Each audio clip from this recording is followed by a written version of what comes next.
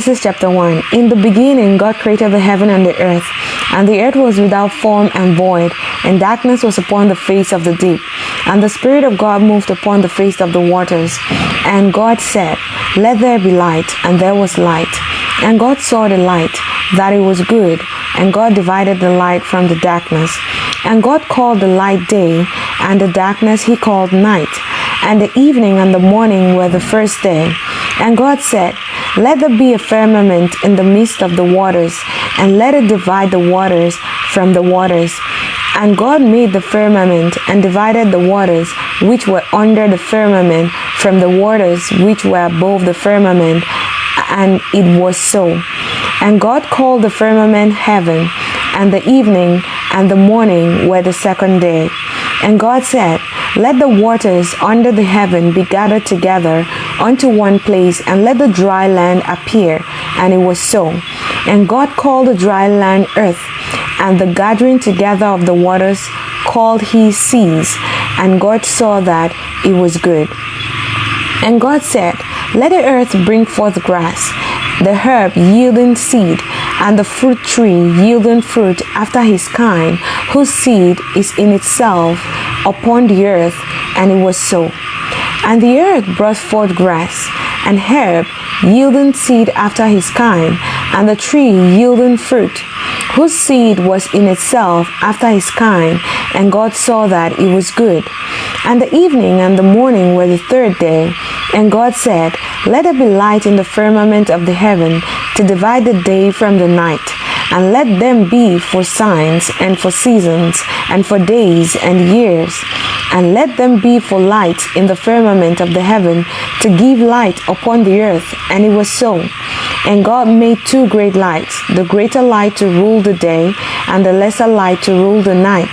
He made the stars also. And God set them in the firmament of the heaven to give light upon the earth, and to rule over the day and over the night, and to divide the light from the darkness. And God saw that it was good. And the evening and the morning were the fourth day. And God said, "Let the waters bring forth abundantly the moving creatures that had life, and fowl that may fly above the earth in the open firmament of heaven." And God created great whales, and every living creature that moveth, which the waters brought forth abundantly after their kind, and every winged fowl after his kind. And God saw that it was good. And God blessed them, saying, "Be fruitful and multiply, and fill the waters in the seas, and let fowls multiply in the earth." And the evening and the morning were the fifth day. And God said, "Let the earth bring forth the living creature after his kind, cattle, and creeping things, and beasts of the earth after his kind." And it was so. And God made the beasts of the earth after his kind, and the cattle after their kind, and everything that creepeth upon the earth after his kind. And God saw that it was good. And God said, "Let us make man in our image, after our likeness, and let him have dominion over the fish of the sea, over the fowl of the air, and over the cattle, and over all the earth, and over every creeping thing that creepeth upon the earth." So God created man in his own image. In the image of God created he him, male and female created he them. And God blessed them, and said unto them, "Be fruitful and multiply, and replenish the earth, and subdue it, and have dominion over the fish of the sea, and over the fowl of the air, and over every living thing that moveth upon the earth." And God said, "Behold, I have given you every herb bearing seed, which is upon the face of all the earth, and every tree in which is the fruit of a tree yielding seed. To you it shall be for meat, and to every beast of the earth, and to every fowl of the air, and to everything that creepeth upon the earth, wherein there is life, I have given every green herb for meat." And it was so. And God saw everything that he had made, and behold, it was very good. And the evening and the morning were the sixth day. Genesis chapter 2. Thus the heavens and the earth were finished, and all the host of them. And on the seventh day God ended his work which he had made, and he rested on the seventh day from all his work which he had made. And God blessed the seventh day and sanctified it, because that in it had rested from all his work which God created and made. These are the generations of the heavens and of the earth when they were created, in that day that the Lord God made the earth and the heavens, and every plant of the field it was in the earth, and every herb of the field before it grew. For the Lord had not caused it to rain upon the earth, there was not a man to till the ground, but there went up a mist from the earth, and watered the whole face of the ground. And the Lord God formed man of the dust of the ground, and breathed into his nostrils the breath of life, and man became a living soul. And the Lord God planted a garden eastward in Eden, and there he put the man whom he had formed. And out of the ground made the Lord God to grow every tree that is pleasant to the sight, and good for food, the tree of life also in the midst of the garden, and the tree of knowledge of good and evil. And a river went out of Eden to water the garden, and from thence it was parted, and became into four heads. The name of the first is Pison, that is, it which compasseth the whole land of Havilah, where there is gold. And the gold of that land is good. There is bdellium and the onyx stone. And the name of the second river is Gihon. And Gihon, the same is it that compasseth the whole land of Ethiopia. And the name of the third river is Hiddekel, that is it which goeth towards the east of Assyria. And the fourth river is Euphrates. And the Lord God took the man and put him into the garden, and into the garden of Eden, to dress it and to keep it. And the Lord God commanded the man, saying, Of every tree of the garden thou mayest eat freely, but of the tree of knowledge of good and evil thou shalt not eat of it. For in the day that thou eatest thereof, thou shalt surely die. And the Lord God said, It is not good that the man should be alone. I'll make him an helpmeet for him. And out of the ground of the Lord God formed every beast of the field, and every fowl of the air, and brought them unto Adam to see what he would call them. And whatsoever Adam called them, every living creature, that was the name thereof. And Adam gave names to all cattle, and to the fowls of the air, and to every beast of the field. But for Adam there was none found an helpmate for him. And the Lord God caused a deep sleep to fall upon Adam, and he slept. And he took one of his ribs, and closed up the flesh instead, thereof. And the rib which the Lord God had taken from man made he a woman, and brought her unto the man. And Adam said, This is now bone of my bones, and flesh of my flesh. She shall be called woman, because she was taken out of man. Therefore shall a man leave his father and his mother, and shall cleave unto his wife, and they shall be one flesh. And they were both naked, the man and his wife, and were not ashamed. Genesis chapter 3. Now the serpent was more subtle than any beast of the field which the Lord God had made. And he said unto the woman, Yea, had God said, Ye shall not eat of every tree of the garden? And the woman said unto the serpent, We may eat of the fruits of the trees of the garden, but of the fruit of the tree which is in the midst of the garden, God had said, Ye shall not eat of it, neither shall ye touch it, lest ye die.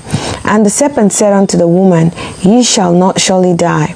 For God doth know that in the day that ye eat thereof, then your eyes shall be opened, and ye shall be as gods, knowing good and evil. And the woman saw that the tree was good for food, and that it was pleasant to the eyes, and a tree to be desired to make one wise. She took the fruit thereof, and did eat, and gave also unto her husband with her, and he did eat. And the eyes of them both were opened, and they knew that they were naked. And they sewed fig leaves together, and made themselves aprons. And they heard the voice of the Lord God walking in the garden in the cool of the day.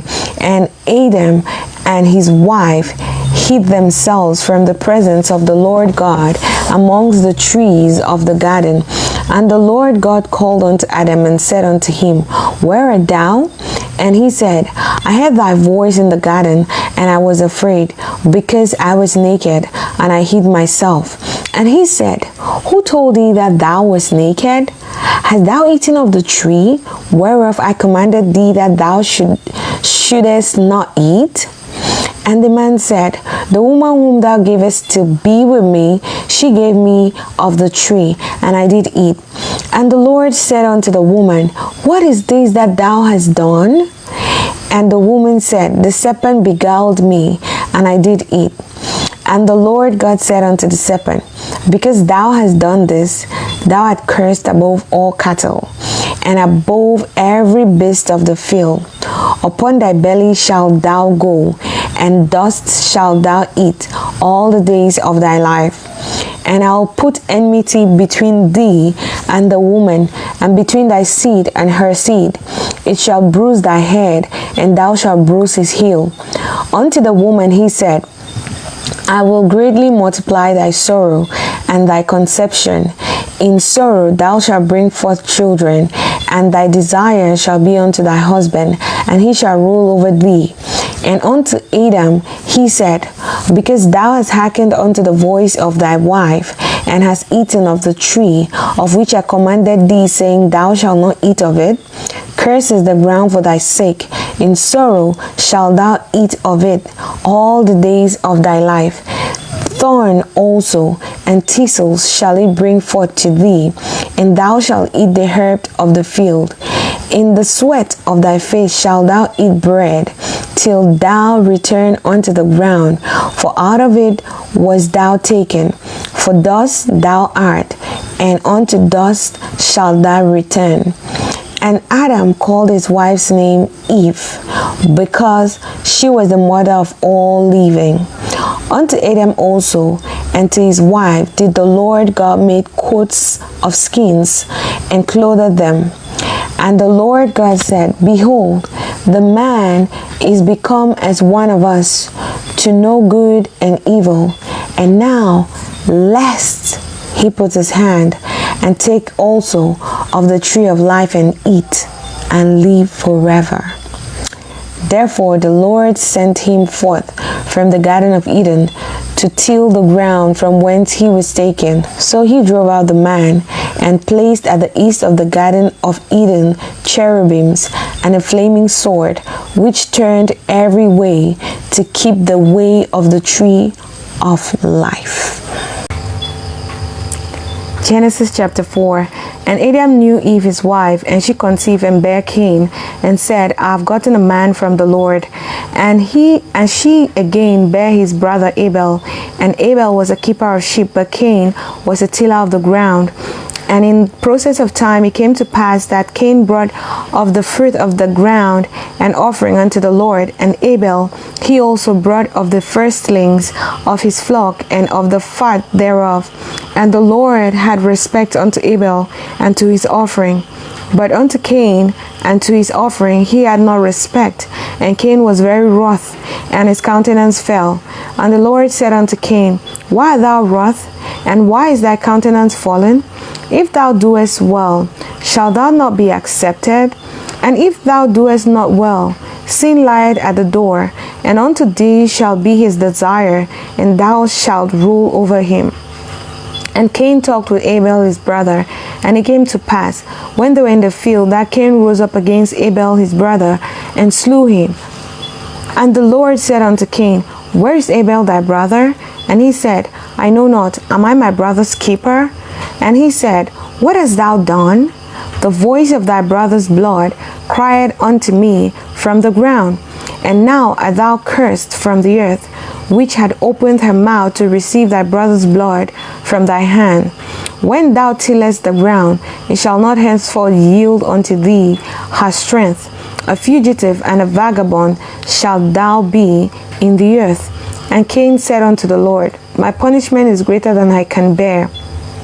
Behold, thou hast driven me out this day from the face of the earth, and from thy face shall I be hid, and I shall be a fugitive and a vagabond in the earth. And it shall come to pass that every one that findeth me shall slay me. And the Lord said unto him, Therefore whosoever slayeth Cain, vengeance shall be taken on him sevenfold. And the Lord set a mark upon Cain, lest any finding him should kill him. And Cain went out from the presence of the Lord, and dwelt in the land of Nod on the east side of Eden. And Cain knew his wife, and she conceived and bare Enoch. And he builded a city, and called the name of the city after the name of his son Enoch. And unto Enoch was born Irad, and Irad begat Mehujael, and Mehujael begat Methusael, and Methusael begat Lamech. And Lamech took him 2 wives.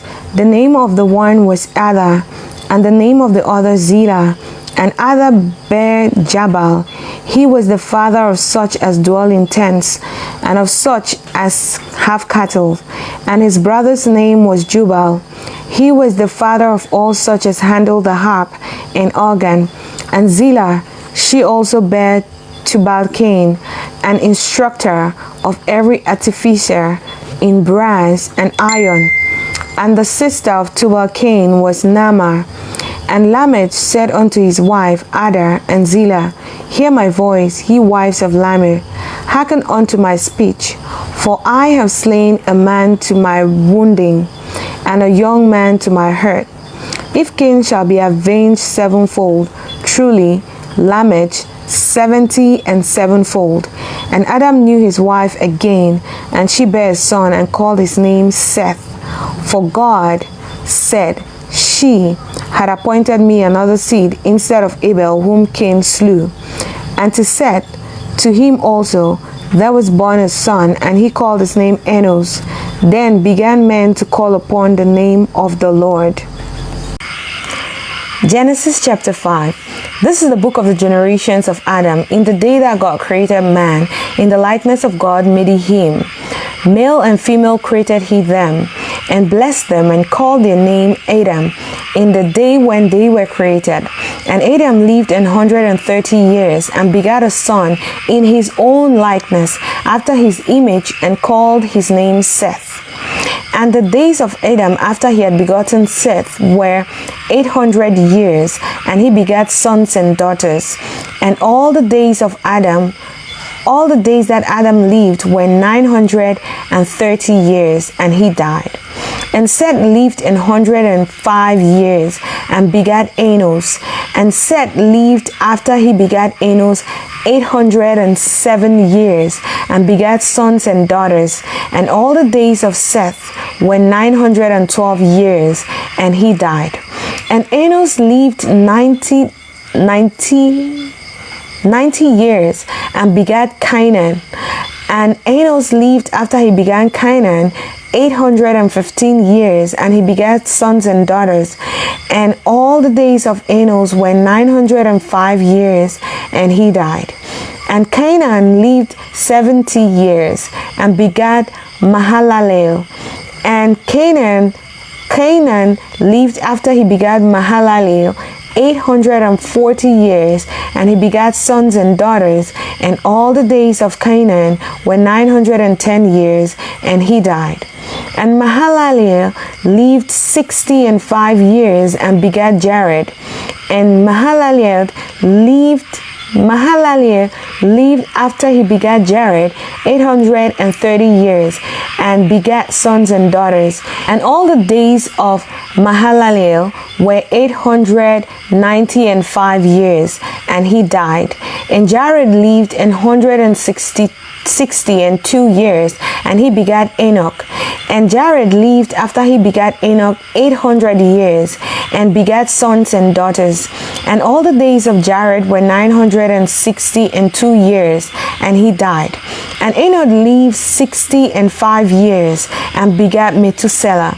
And Enoch walked with God after he begat Methuselah 300 years, and begat sons and daughters. And all the days of Enoch were 365 years. And Enoch walked with God, and he was not, for God took him. And Methuselah lived 187 years and begat Lamech.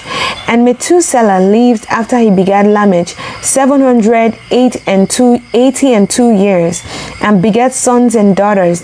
And all the days of Methuselah were 969 years, and he died. And Lamech lived 182 years, and he begat a son. And he called his name Noah, saying, This same shall comfort us concerning our work and toil of our hands, because of the ground which the Lord had cursed. And Lamech lived after he begat Noah 595 years, and begat sons and daughters. And all the days of Lamech were 777 years, and he died.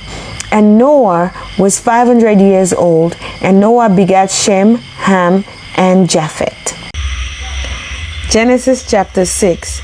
And it came to pass, when men began to multiply on the face of the earth, and daughters were born unto them, that the sons of God saw the daughters of men, that they were fair, and they took them wives of all which they chose. And the Lord said, My spirit shall not always strive with man, for that he also is flesh, yet his days shall be 120 years. There were giants in the earth in those days, and also after that, when the sons of God came in unto the daughters of men, and they bare children to them, the same became mighty men, which were of old, men of renown. And God saw that the wickedness of man was great in the earth, and that every imagination of the thought of his heart was only evil continually. And it repented the Lord that he had made man on the earth, and it grieved him at his heart. And the Lord said, I'll destroy man whom I've created from the face of the earth, both man and beast, and the creeping things, and the fowls of the air, for it repented me that I have made them. But Noah found grace in the eyes of the Lord. These are the generations of Noah. Noah was a just man and perfect in his generations, and Noah walked with God. And Noah begat 3 sons, Shem, Ham, and Japheth. The earth also was corrupt before God, and the earth was filled with violence. And God looked upon the earth, and behold, it was corrupt, for all flesh had corrupted his way upon the earth. And God said unto Noah, The end of all flesh is come before me, for the earth is filled with violence through them, and behold, I will destroy them with the earth. Make thee an ark of gopher wood. Rooms shalt thou make in the ark, and shalt pitch it within and without with pitch. And this is the fashion which thou shalt make it of. The length of the ark shall be 300 cubits, the breadth of it 50 cubits, and the height of it 30 cubits. A window shalt thou make to the ark, and in a cubit shalt thou finish it above. And the door of the ark shalt thou set in the side thereof, with lower, second, and third stories thou shalt make it. And behold, I, even I, do bring a flood of waters upon the earth to destroy all flesh, wherein is the breath of life from under heaven, and everything that is in the earth shall die. But with thee will I establish my covenant, and thou shalt come into the ark, thou and thy sons, and thy wife, and thy sons' wives with thee, and of every living thing of all flesh, 2 of every sort shalt thou bring into the ark, to keep them alive with thee. They shall be male and female. Of fowls after their kind, and of cattle after their kind, of creeping thing of the earth after his kind, 2 of every sort shall come unto thee, to keep them alive. And take thou unto thee of all food that is eaten, and thou shalt gather it to thee, and it shall be for food for thee and for them. Thus did Noah, according to all that God commanded him, so did he. Genesis chapter 7. And the Lord said unto Noah, Come thou and all thy house into the ark, for thee have I seen righteousness before me in this generation. Of clean beasts thou shalt take to thee by sevens, the male and his female, and of beasts that are not clean by 2, the male and his female, of fowls also of the air by 7s, the male and the female, to keep seed alive upon the face of all the earth. For yet 7 days, and I will cause it to rain upon the earth 40 days and 40 nights, and every living substance that I have made will I destroy from off the face of the earth. And Noah did according unto all that the Lord commanded him. And Noah was 600 years old when the flood of waters was upon the earth. And Noah went in, and his sons, and his wife, and his sons' wives with him into the ark, because of the waters of the flood. Of clean beasts, and of beasts that are not clean, of fowls, and of everything that creepeth upon the earth, there went in 2 and 2 unto Noah into the ark, the male and the female, as God had commanded Noah. And it came to pass after 7 days that the waters of the flood were upon the earth. In the 600th year of Noah's life, in the 2nd month, the 17th day of the month, the same day were all fountains of the great deep broken up, and the windows of heaven were opened, and the rain was upon the earth 40 days and 40 nights. In the self same day entered Noah and Shem and Ham and Japheth, the sons of Noah, and Noah's wife, and the 3 wives of his sons with them into the ark. They and every beast after his kind, and all the cattle after their kind, and every creeping thing that creepeth upon the earth after his kind, and every fowl after his kind, every bird of every sort. And they went in unto Noah into the ark, 2 and 2 of all flesh, wherein is the breath of life.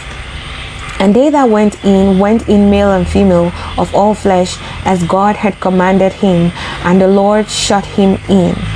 And the flood was 40 days upon the earth, and the waters increased and bare up the ark, and it was lifted up above the earth. And the waters prevailed and were increased greatly upon the earth, and the ark went upon the face of the waters, and the waters prevailed exceedingly upon the earth, and all the high hills that were under the whole heaven were covered. 15 cubits upwards did the waters prevail, and the mountains were covered, and all flesh died that moved upon the earth, both of fowl, and of cattle, and of beast, and of every creeping thing that creepeth upon the earth, and every man, all in whose nostrils was the breath of life, of all that was in the dry land died. And every living substance was destroyed, which was upon the face of the ground, both man and cattle and creeping things, and the fowl of the heaven, and they were destroyed from the earth. And Noah only remained alive, and they that were with him in the ark. And the waters prevailed upon the earth 150 days. Genesis chapter 8. And God remembered Noah and every living thing, and all the cattle that was with him in the ark. And God made a wind to pass over the earth, and the waters assuaged. The fountains also of the deep and the windows of heaven were stopped, and the rain from heaven was restrained, and the waters returned from off the earth continually. And after the end of the 150 days, the waters were abated. And the ark rested in the 7th month, on the 17th day of the month, upon the mountains of Ararat. And the waters decreased continually unto the 10th month. In the 10th month, on the 1st day of the month, were the tops of the mountains seen. And it came to pass at the end of the 40 days that Noah opened the window of the ark which he had made. And he sent forth a raven, which went forth to and fro until the waters were dried up from off the earth. And he sent forth a dove from him to see if the waters were abated from off the face of the ground. But the dove found no rest for the sole of her foot, and she returned unto him into the ark, for the waters were on the face of the whole earth. Then he put forth his hand and took her and pulled her in unto him into the ark. And he stayed yet other 7 days. And again he sent forth the dove out of the ark. And the dove came into him in the evening, and lo, in her mouth was an olive leaf plucked off. So Noah knew that the waters were abated from off the earth. And he stayed yet other 7 days, and sent forth the dove, which returned not again unto him any more. And it came to pass in the 601st year, in the first month, the first day of the month, the waters were dried up from off the earth. And Noah removed the covering of the ark, and looked, and behold, the face of the ground was dry. And in the second month of the 7th, on the 27th day of the month, was the earth dried. And God spoke unto Noah, saying, Go forth of the ark, thou and thy wife, and thy sons' wives with thee. Bring forth with thee every living thing that is with thee, of all flesh, both of fowl and of cattle, and of every creeping thing that creepeth upon the earth, that they may breed abundantly in the earth, and be fruitful and multiply upon the earth. And Noah went forth, and his sons, and his wife, and his sons' wives with him, every beast, every creeping thing, and every fowl, and whatsoever creepeth upon the earth, after their kinds, went forth out of the ark.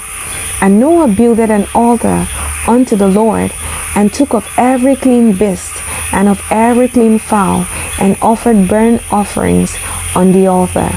And the Lord smelled a sweet savour, and the Lord said in his heart, I will not again curse the ground any more for man's sakes, for the imagination of man's heart is evil from his youth. Neither will I again smite any more everything living as I have done. While the earth remaineth, seed time and harvest, and cold and heat, and summer and winter, and day and night shall not cease. Genesis chapter 9. And God blessed Noah and his sons, and said unto them, Be fruitful and multiply, and replenish the earth. And the fear of you and the dread of you shall be upon every beast of the earth, and upon every fowl of the air, upon all that moveth upon the earth, and upon all the fishes of the sea. Into your hand are they delivered. Every moving thing that liveth shall be meat for you. Even as the green herb have I given you all things. But flesh with the life thereof, which is the blood thereof, shall ye not eat. And surely your blood of your lives will I require. And surely your blood of your lives will I require. At the hand of every beast will I require it. And at the hand of man, at the hand of every man's brother will I require the life of man. Whoso sheddeth man's blood, by man shall his blood be shed. For in the image of God made he man. And you, be fruitful and multiply. Bring forth abundantly in the earth, and multiply therein. And God spake unto Noah and to his sons with him, saying, And I, behold, I establish my covenant with you, and with your seed after you, and with every living creature that is with you, of the fowl, of the cattle, and of every beast of the earth with you, from all that go out of the ark, to every beast of the earth.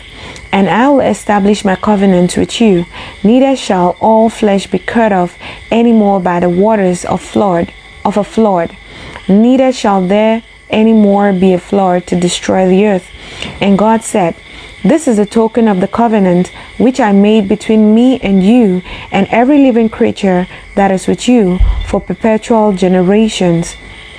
I do set my bow in the cloud, and it shall be for a token of a covenant between me and the earth. And it shall come to pass, when I bring a cloud over the earth, that the bow shall be seen in the cloud.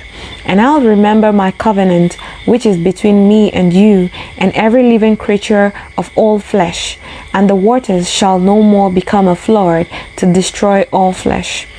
And the bow shall be in the cloud, and I'll look upon it, that I may remember the everlasting covenant between God and every living creature of all flesh that is upon the earth. And God said unto Noah, This is a token of covenant which I have established between me and all flesh that is upon the earth. And the sons of Noah that went forth of the ark were Shem, and Ham, and Japheth, and Ham is the father of Canaan. These are the 3 sons of Noah, and of them was the whole earth overspread. And Noah began to be an husbandman, and he planted a vineyard, and he drank of the wine, and was drunken, and he was uncovered within his tent. And Ham, the father of Canaan, saw the nakedness of his father, and told his 2 brethren without. And Shem and Japheth took a garment, and laid it upon both their shoulders, and went backwards, and covered the nakedness of their father. And their faces were backwards, and they saw not their father's nakedness. And Noah awoke from his wine, and knew what his younger son had done unto him. And he said, Cursed be Canaan, a servant of servants shall he be unto his brethren. And he said, Blessed be the Lord God of Shem, and Canaan shall be his servant. God shall enlarge Japheth, and he shall dwell in the tents of Shem, and Canaan shall be his servant. And Noah lived after the flood 350 years, and all the days of Noah were 950 years, and he died. Genesis chapter 10. Now these are the generations of the sons of Noah, Shem, Ham, and Japheth, and unto them were sons born after the flood.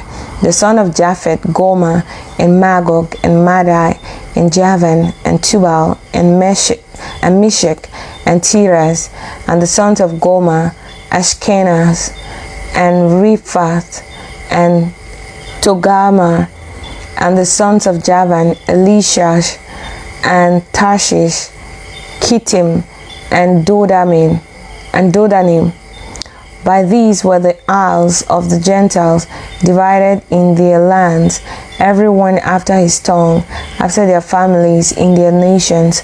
And the sons of Ham, Cush, and Mizraim, and Put, and Canaan. And the sons of Cush, Seba, and Havilah, and Sapta, and Ramah, and Sapticha. And the son of Ramah, Seba, and Dedan. And Cush begat Nimrod. He began to be a mighty one in the earth. He was a mighty hunter before the Lord. Wherefore it is said, even as Nimrod the mighty hunter before the Lord. And the beginning of his kingdom was Babel, and Erech, and Akkad, and Calneh, in the land of Shinar.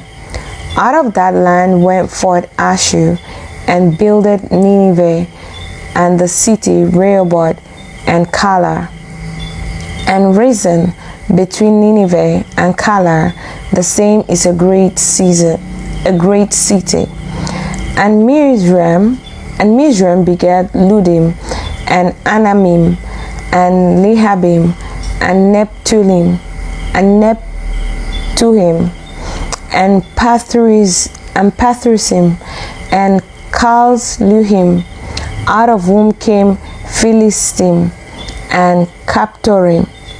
And Canaan begat Sidon, his firstborn, and Heth, and the Jebusites, and the Amorites, and the Gigashites, and the Hittites, and the Hivites, and the Archites, and the Sinites, and the Avadites, and the Zemarites, and the Hamathites.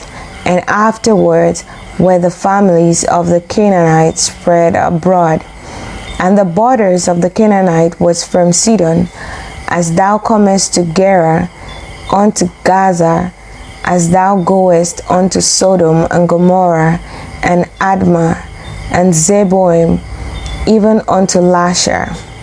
These are the sons of Ham, after their families, after their tongues, in their countries, and in their nations. Unto Shem also, the father of all the children of Eber, the brother of Japheth, the elder, even to him were children born. The son of Shem, Elam, and Ashuz, and Arphaxad, and Lud, and Aram. And the children of Aram, Uz, and Hul, and Gether, and Mash. And Arphaxad begat Salah, and Salah begat Eber. And unto Eber were born 2 sons. The name of one was Peleg, for his days was the earth divided, and his brother's name was Joktan. And Joktan begat Almodad, and Seleph, and Shelef, and Hazamavet, and Jerah, and Hadoram, and Uzal, and Dilkla, and Obal, and Abimael, and Sheba, and Ophi, and Havilah, and Jobab.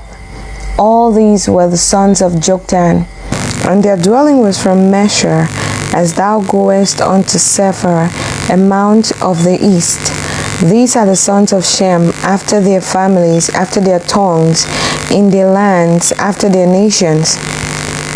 These are the families of the sons of Noah, after their generations, in their nations, and by these were the nations divided in the earth after the flood.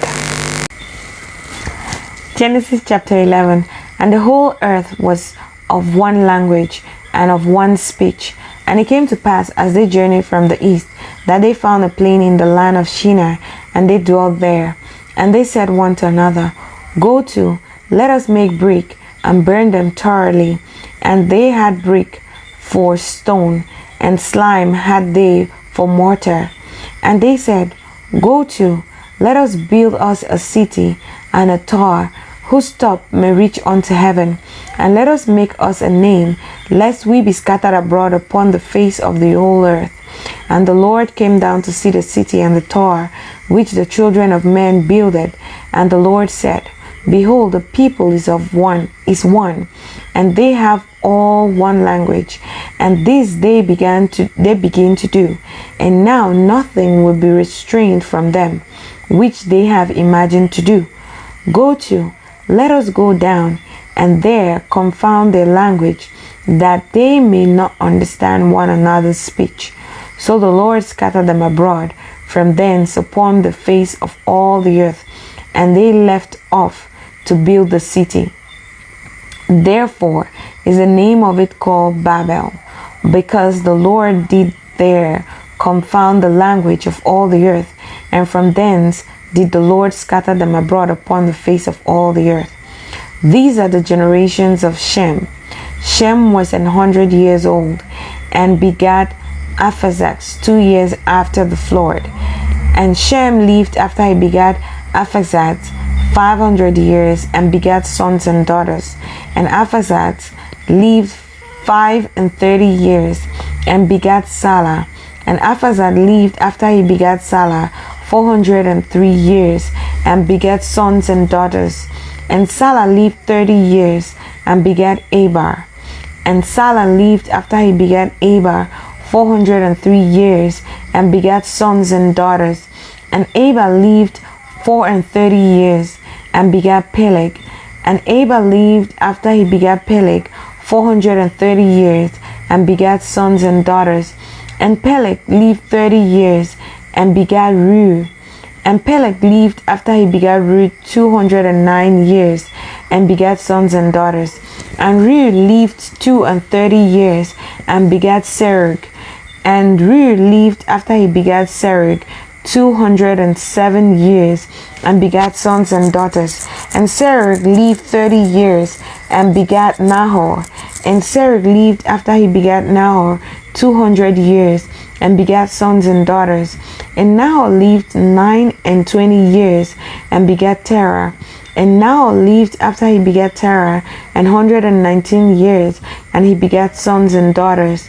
And Terah lived 70 years, and begat Abraham, Nahor, and Haran. Now these are the generations of Terah. Terah begat Abraham, Nahor, and Haran. And Haran begat Lot. And Haran died before his father Terah in the land of his nativity. in Ur of the Chaldees. And Abraham and Noah took them wives. The name of Abraham's wife was Sarai, and the name of Noah's wife Milcah, the daughter of Haran, the father of Milcah, and the father of Ishkar. But Sarah was barren, she had no child. And Terah took Abraham his son, and Lot the son of Haran his son's son, and Sarah his daughter-in-law, his son Abraham's wife. And they went forth with them from Ur of the Chaldees to go into the land of Canaan, and they came unto Haran and dwelt there. And the day of Terah were 205 years, and Terah died in Haran. Genesis chapter 12. Now the Lord said unto Abram, Get thee out of thy country, and from thy kindred, and from thy father's house, unto a land that I will show thee. And I'll make of thee a great nation, and I'll bless thee, and make thy name great, and thou shalt be a blessing. I'll bless them that bless thee, and curse him that curseth thee. And in thee shall all the families of the earth be blessed. So Abram departed, as the Lord had spoken unto him, and Lot went with him. And Abram was 75 years old when he departed out of Haran. And Abram took Sarah his wife, and Lot his brother's son, and all their substance that they had gathered, and the souls that they had gotten in Haran, and they went forth to go into the land of Canaan, and into the land of Canaan they came. And Abram passed through the land unto the place of Shechem, unto the plain of Moreh, and the Canaanite was then in the land. And the Lord appeared unto Abraham and said unto thy seed will I give this land. And there builded he an altar unto the Lord who appeared unto him. And he removed from thence unto a mountain on the east of Bethel, and pitched his tent, having Bethel on the west, and Hai on the east. And there he builded an altar unto the Lord, and called upon the name of the Lord. And Abraham journeyed, going on still towards the south. And there was a famine in the land, and Abraham went down into Egypt to sojourn there. For the famine was grievous in the land. And it came to pass, when he was come near to enter into Egypt, that he said unto Sarai his wife, Behold, now I know that thou art a fair woman to look upon. Therefore it shall come to pass, when the Egyptians shall see thee, that they shall say, This is his wife, and they will kill me, but they will save thee alive. So I pray thee, thou art my sister, that it may be well with me for thy sake, and my soul shall live because of thee. And it came to pass that, when Abraham was come into Egypt, the Egyptians beheld the woman, that she was very fair. The prince also of Pharaoh saw her, and commended her before Pharaoh. And the woman was taken into Pharaoh's house. And he entreated Abraham well for her sake. And he had sheep and oxen, he asses, and men servants, and maid servants, and she asses, and camels. And the Lord plagued Pharaoh and his house with great plagues because of Sarai, Abraham's wife. And Pharaoh called Abraham and said, What is this that thou hast done unto me? Why didst thou not tell me that she was thy wife? Why sayest thou that she is my sister? So I might have taken her to me to wife. Now therefore, behold thy wife, take her and go thy way. And Pharaoh commanded his men concerning him, and they sent him away. They sent him away, and his wife, and all that he had. Genesis chapter 13. And Abraham went up out of Egypt, he and his wife, and all that he had, and Lot with him in the south. And Abraham was very rich in cattle, in silver, and in gold. And he went in on his journeys from the south, even to Bethel, unto the place where his tent had been at the beginning, between Bethel and Ai, unto the place of the altar, which he had made there at the first. And there Abraham called on the name of the Lord. And Lot also, which went with him, had flocks and herds and tents.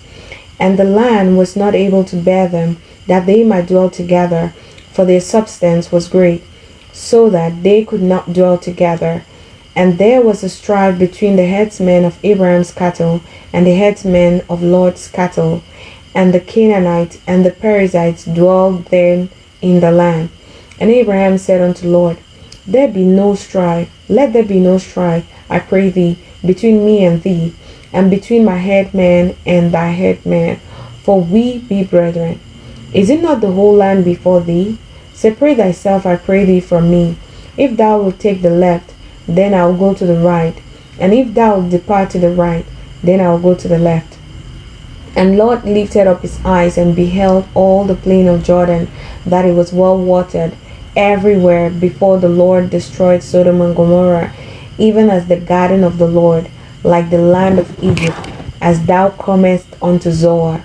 Then Lot chose him all the plain of Jordan, and Lot journeyed east, and they separated themselves the one from the other. And Abraham dwelled in the land of Canaan, and Lot dwelled in the cities of the plain, and pitched his tent towards Sodom. But the men of Sodom were wicked and sinners before the Lord exceedingly. And the Lord said unto Abraham, after that Lot was separated from him, lift up now thine eyes, and look from the place where thou art northward, and southward, and eastward, and westward. For all the land which thou seest, to thee will I give, and to thy seed forever. And I will make thy seed as the dust of the earth, so that if a man can number the dust of the earth, then shall thy seed also be numbered. Arise, walk through the land in the length of it, and in the breadth of it, for I'll give it unto thee. Then Abraham removed his tent, and came and dwelled in the plain of Mamre, which is in Hebron, and built there an altar unto the Lord.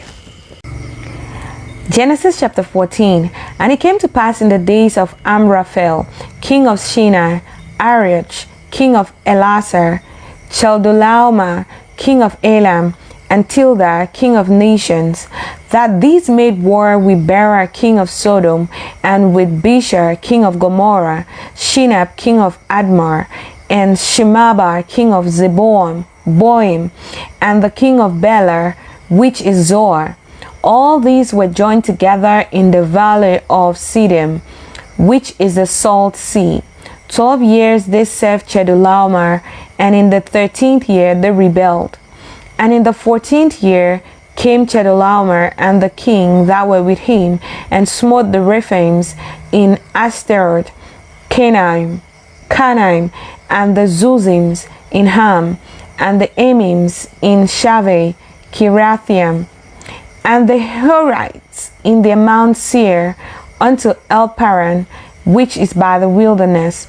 And they returned and came to En-Mizpah, which is Kadesh, and smote all the country of the Amalekites, and also the Amorites that dwell in Hazezonatamar.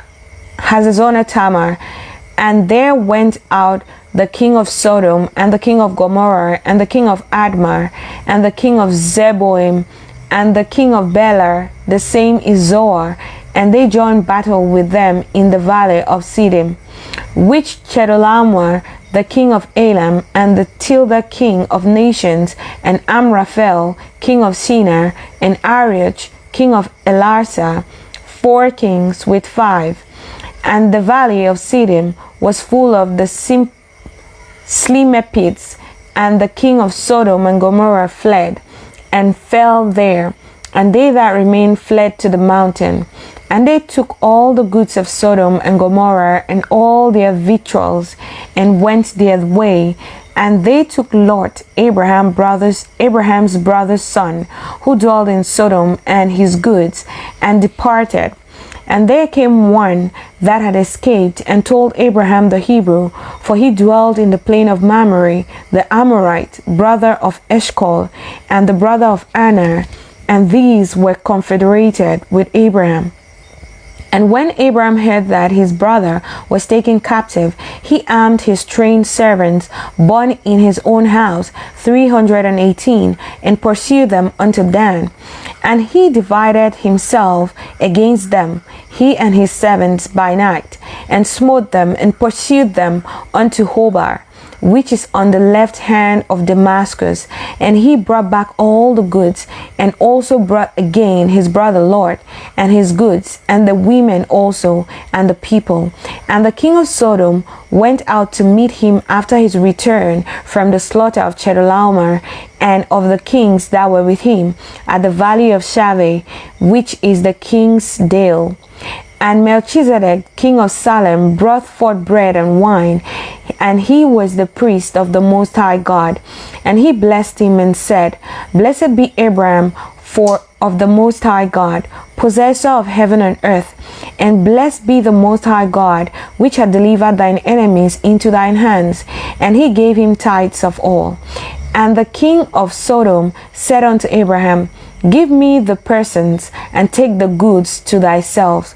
And Abraham said to the king of Sodom, I have lifted up mine hand unto the Lord, the Most High, the possessor of heaven and earth, that I will not take from a thread, even to a shoelashet, and that I will not take anything that is thine, lest thou shouldest say, I have made Abraham rich. Save only that which the young men have eaten, and the portion of the men which went with me, Anna, Eshcol, and Mamre, let them take their portion. Genesis chapter 15. After these things, the word of the Lord came unto Abraham in a vision, saying, Fear not, Abraham, I am thy shield and thy exceeding great reward. And Abraham said, Lord, what wilt thou give me, seeing I go childless, and the steward of my house is this Eliezer of Damascus? And Abraham said, Behold, to me thou hast given no seed, and lo, one born in my house in my hair is mine hair.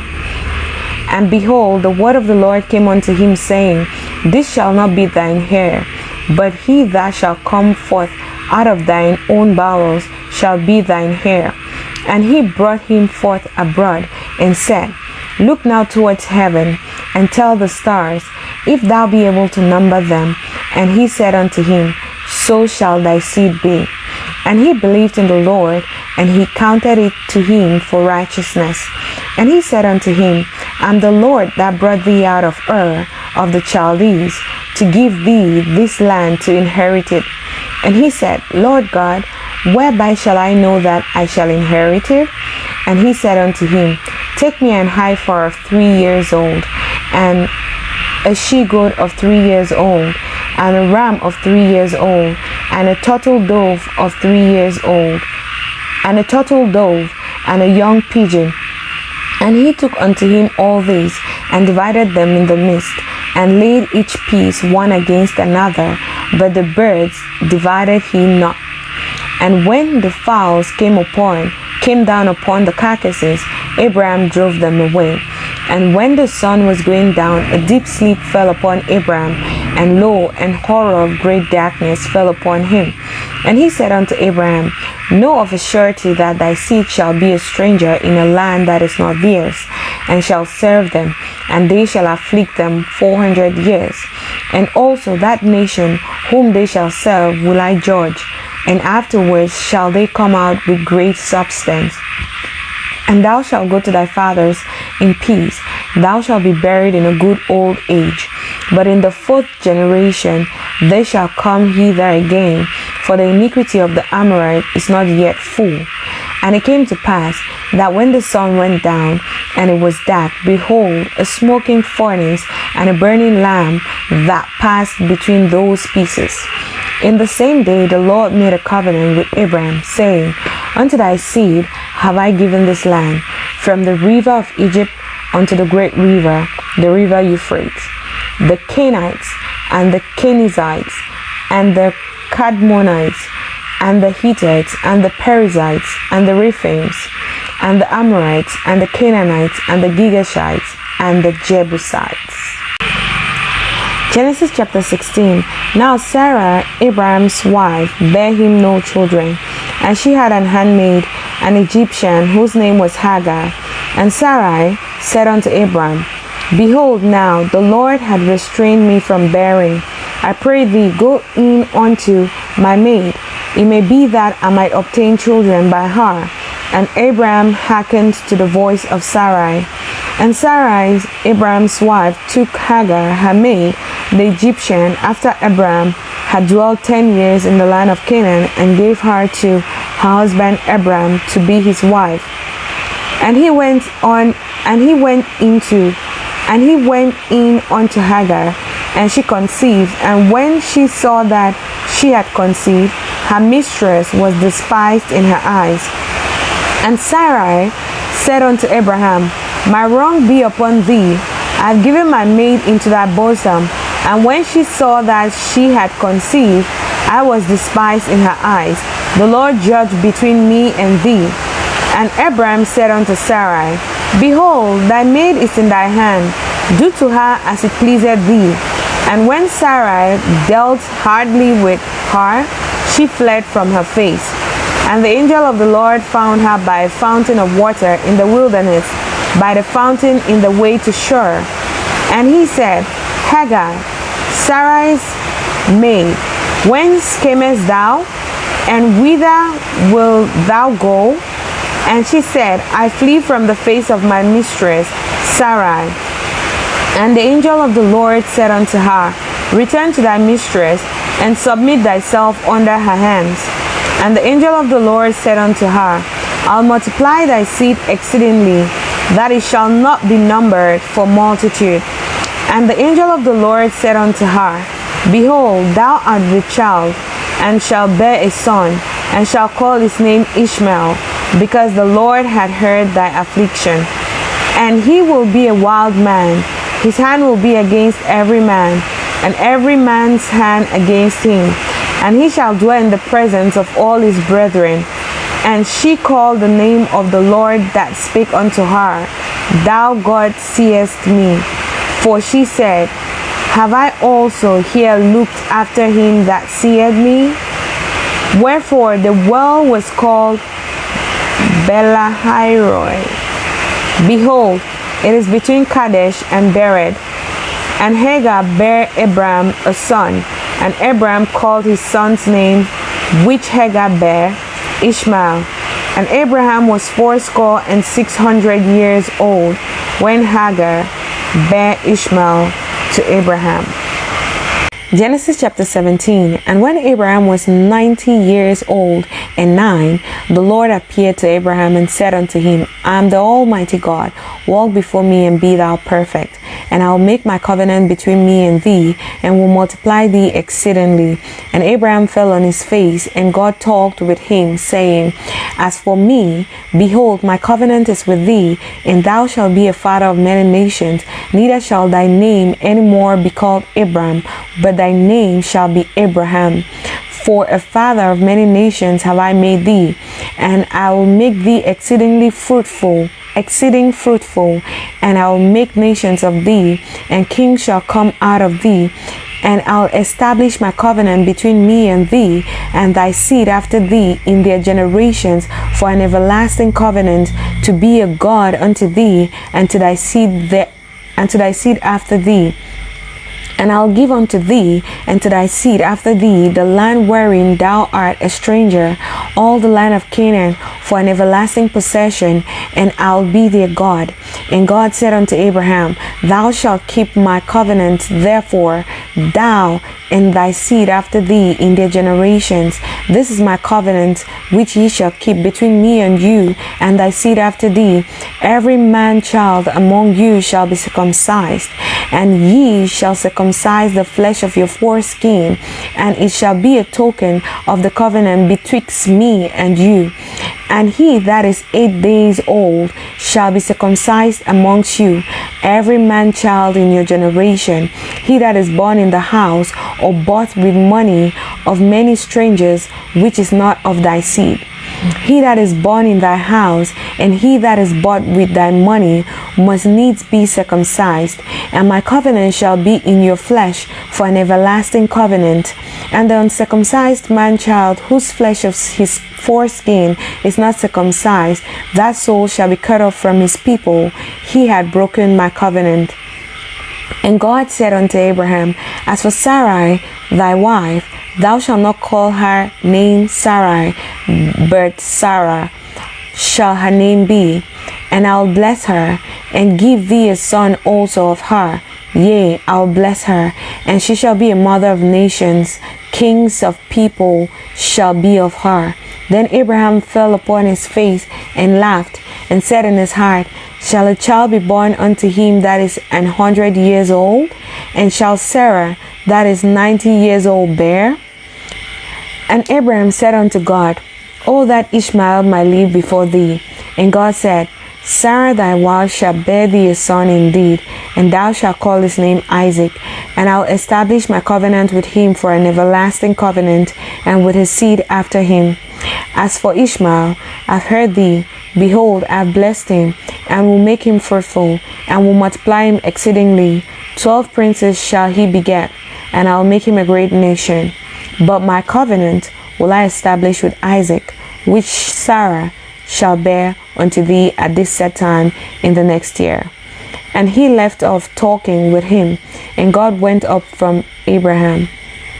And Abraham took Ishmael his son, and all that were born in his house, and all that were bought with his money, every male among the men of Abraham's house, and circumcised the flesh of their foreskin in the self same day, as God had said unto him.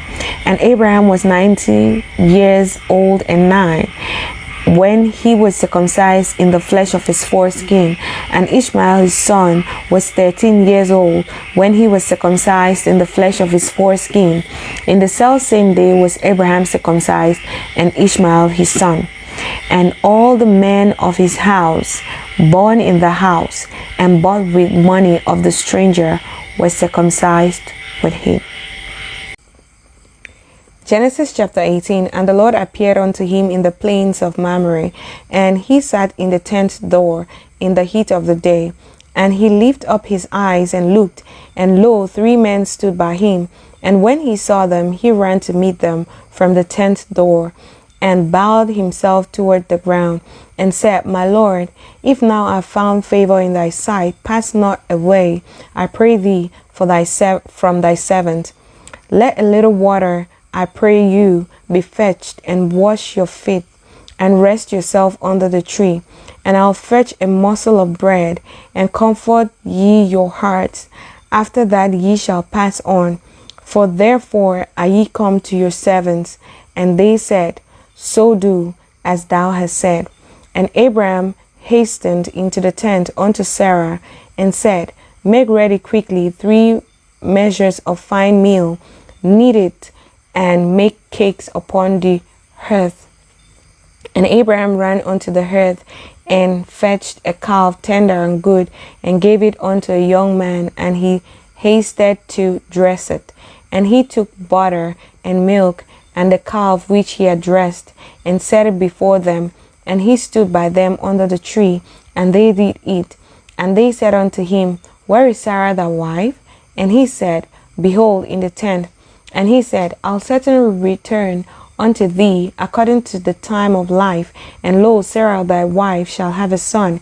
And Sarah heard it in the tent door, which was behind him. Now Abraham and Sarah were old, and were stricken in age, and it ceased to be with Sarah after the manner of women. Therefore Sarah laughed within herself, saying, After I am waxed old, shall I have pleasure, my Lord being old also? And the Lord said unto Abraham, Wherefore did Sarah laugh, saying, Shall I of a surety bear a child which am old? Is anything too hard for the Lord? At the time appointed I'll return unto thee, according to the time of life, and Sarah shall have a son. Then Sarah denied, saying, I laughed not, for she was afraid. And he said, Nay, but thou didst laugh. And the men rose up from thence, and looked towards Sodom, and Abraham went with them to bring them on the way. And the Lord said, Shall I hide from Abraham that thing which I do? Seeing that Abraham shall surely become a great and mighty nation, and all the nations of the earth shall be blessed in him. For I know him, that he will command his children and his household after him, and they shall keep the way of the Lord, to do justice and judgment, that the Lord may bring upon Abraham that which he had spoken of. And the Lord said, Because the cry of Sodom and Gomorrah is great, and because their sin is very grievous, I'll go down and see whether they have done altogether according to the cry of it, which is come unto me, and if not, I'll know. And the men turned their faces from thence and went towards Sodom, but Abraham stood yet before the Lord. And Abraham drew near and said, Wilt thou also destroy the righteous with the wicked? Peradventure there be 50 righteous within the city. Wilt thou also destroy and not spare the place for the 50 righteous that are therein? That be far from thee to do after this manner, to slay the righteous with the wicked, and that the righteous should be as the wicked. That be far from thee. Shall not the judge of all the earth do right? And the Lord said, If I find in Sodom 50 righteous within the city, then I'll spare all the place for their sakes. And Abraham answered and said, Behold, now I have taken upon me to speak unto the Lord, which am but dust and ashes. Peradventure there shall lack 5 of the 50 righteous.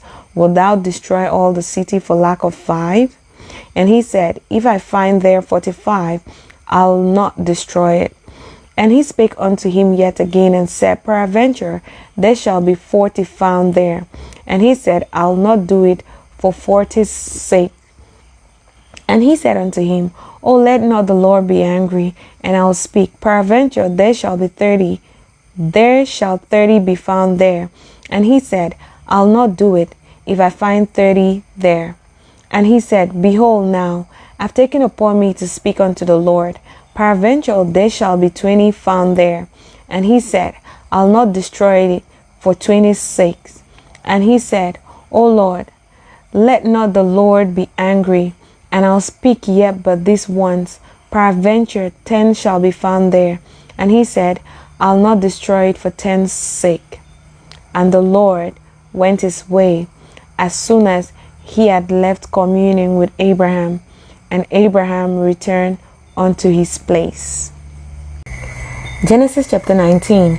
And there came 2 angels to Sodom at even, and Lot sat in the gate of Sodom. And Lot, seeing them, rose up to meet them, and he bowed himself with his face toward the ground. And he said, Behold now, my lords, turn in, I pray you, into your servant's house, and tarry all night, and wash your feet, and ye shall rise up early, and go on your ways. And they said, Nay, but we will abide in the street all night. And he pressed upon them greatly, and they turned in unto him, and entered into his house, and he made them a feast, and did bake unleavened bread, and they did eat. But before they lay down, the men of the city, even the men of Sodom, compassed the house round, both old and young, all the people from every quarter. And they called unto Lot, and said unto him, Where are the men which came in to thee this night? Bring them out unto us, that we may know them. And Lot went out at the door unto them, and shut the door after him, and said, I pray you, brethren, do not so wickedly. Behold, now I have 2 daughters which have not known man. Let me, I pray you, bring them out unto you, and do ye to them as is good in your eyes. Only unto these men do nothing, for therefore came they under the shadow of my roof. And they said, Stand back.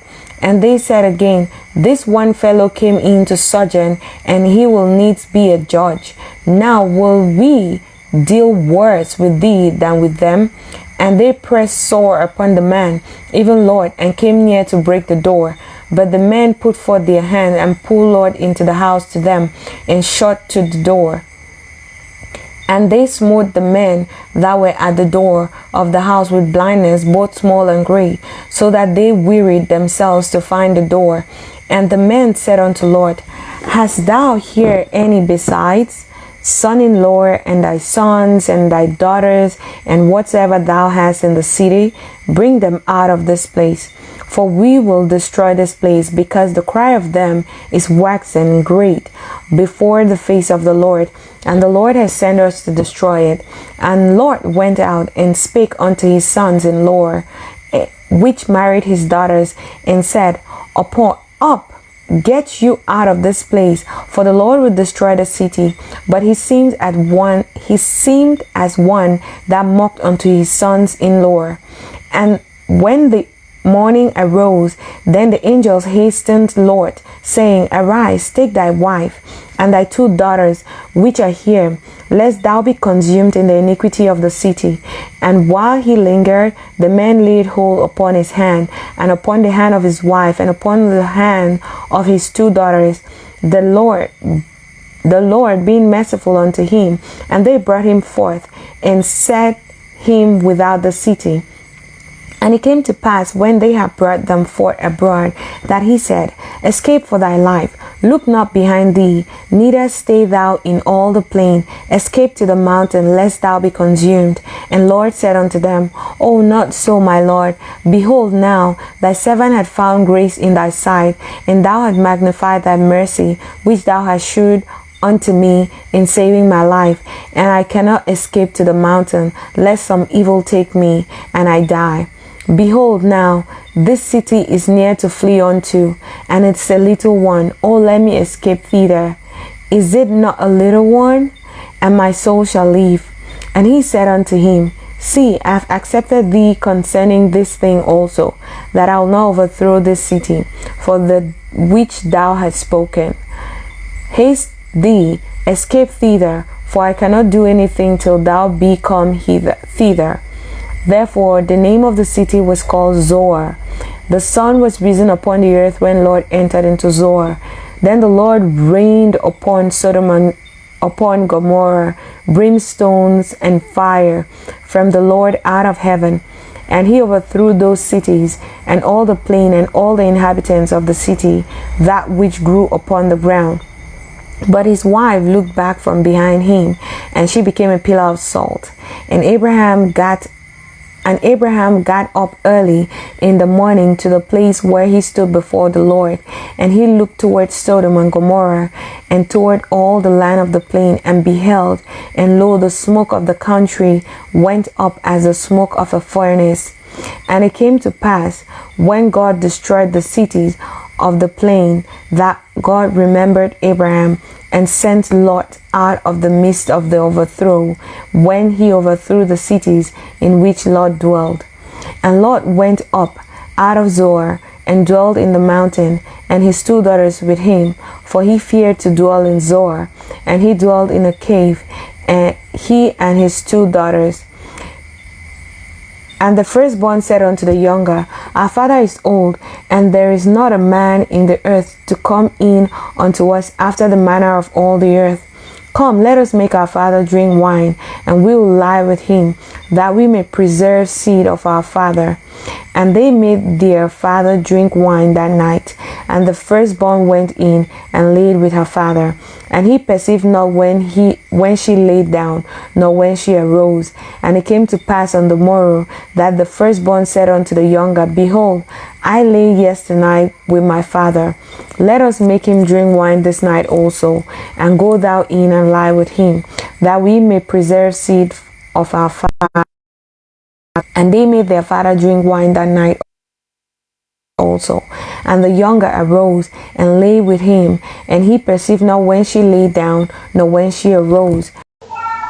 Thus were both the daughters of Lot with child by their father. And the firstborn bare a son, and called his name Moab. The same is the father of the Moabites unto this day. And the younger, she also bare a son, and called his name Ben-Ammi. The same is the father of the children of Ammon unto this day. Genesis chapter 20.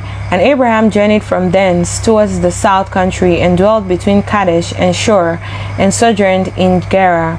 And Abraham said of Sarah his wife, She is my sister. And Abimelech king of Gerar sent and took Sarah. But God came to Abimelech in a dream by night, and said to him, Behold, thou art birthed a dead man, for the woman which thou hast taken, for she is a man's wife. But Abimelech had not come near her. And he said, Lord, wilt thou slay also a righteous nation? Said he not unto me, She is my sister? And she, even she herself, said, He is my brother.